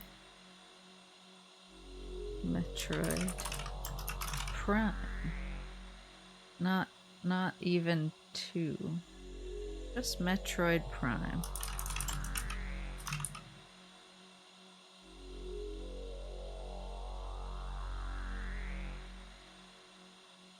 No VTubers.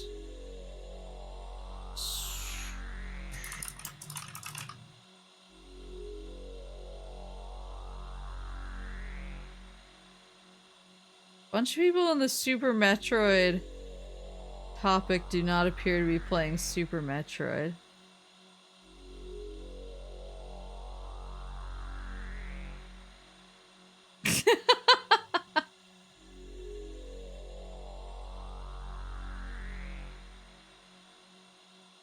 How odd.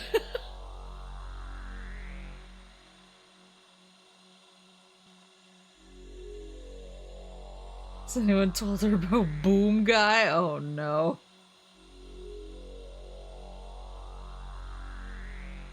Oh, thank you guys. Thank you guys for coming.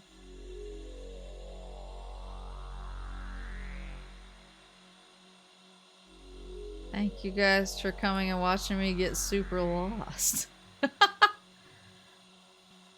Oh, hold on. There is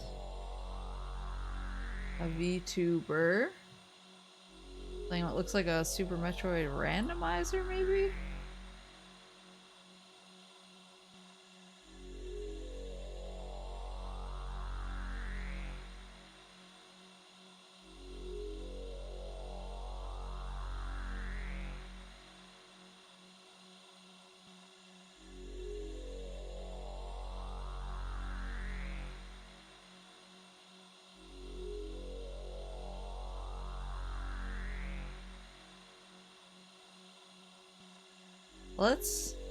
Let's try this Super Metroid randomizer person who I don't know.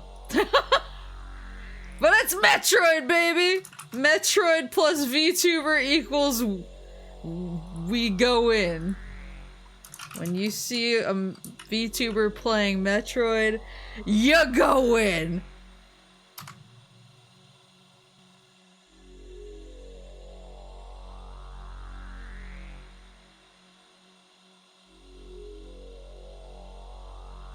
Speedro ball raid. We don't have it yet, I wish.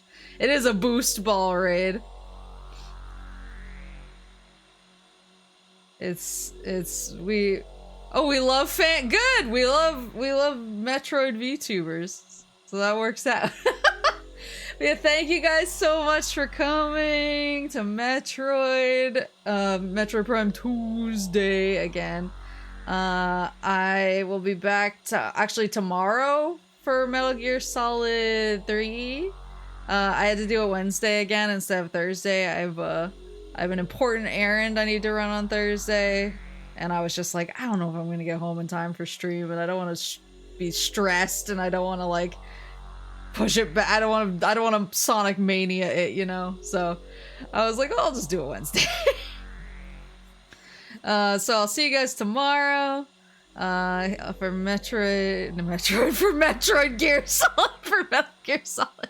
Have a good rest of your night, or your morning, your afternoon, or whatever it is, wherever you are in Otsu Boost!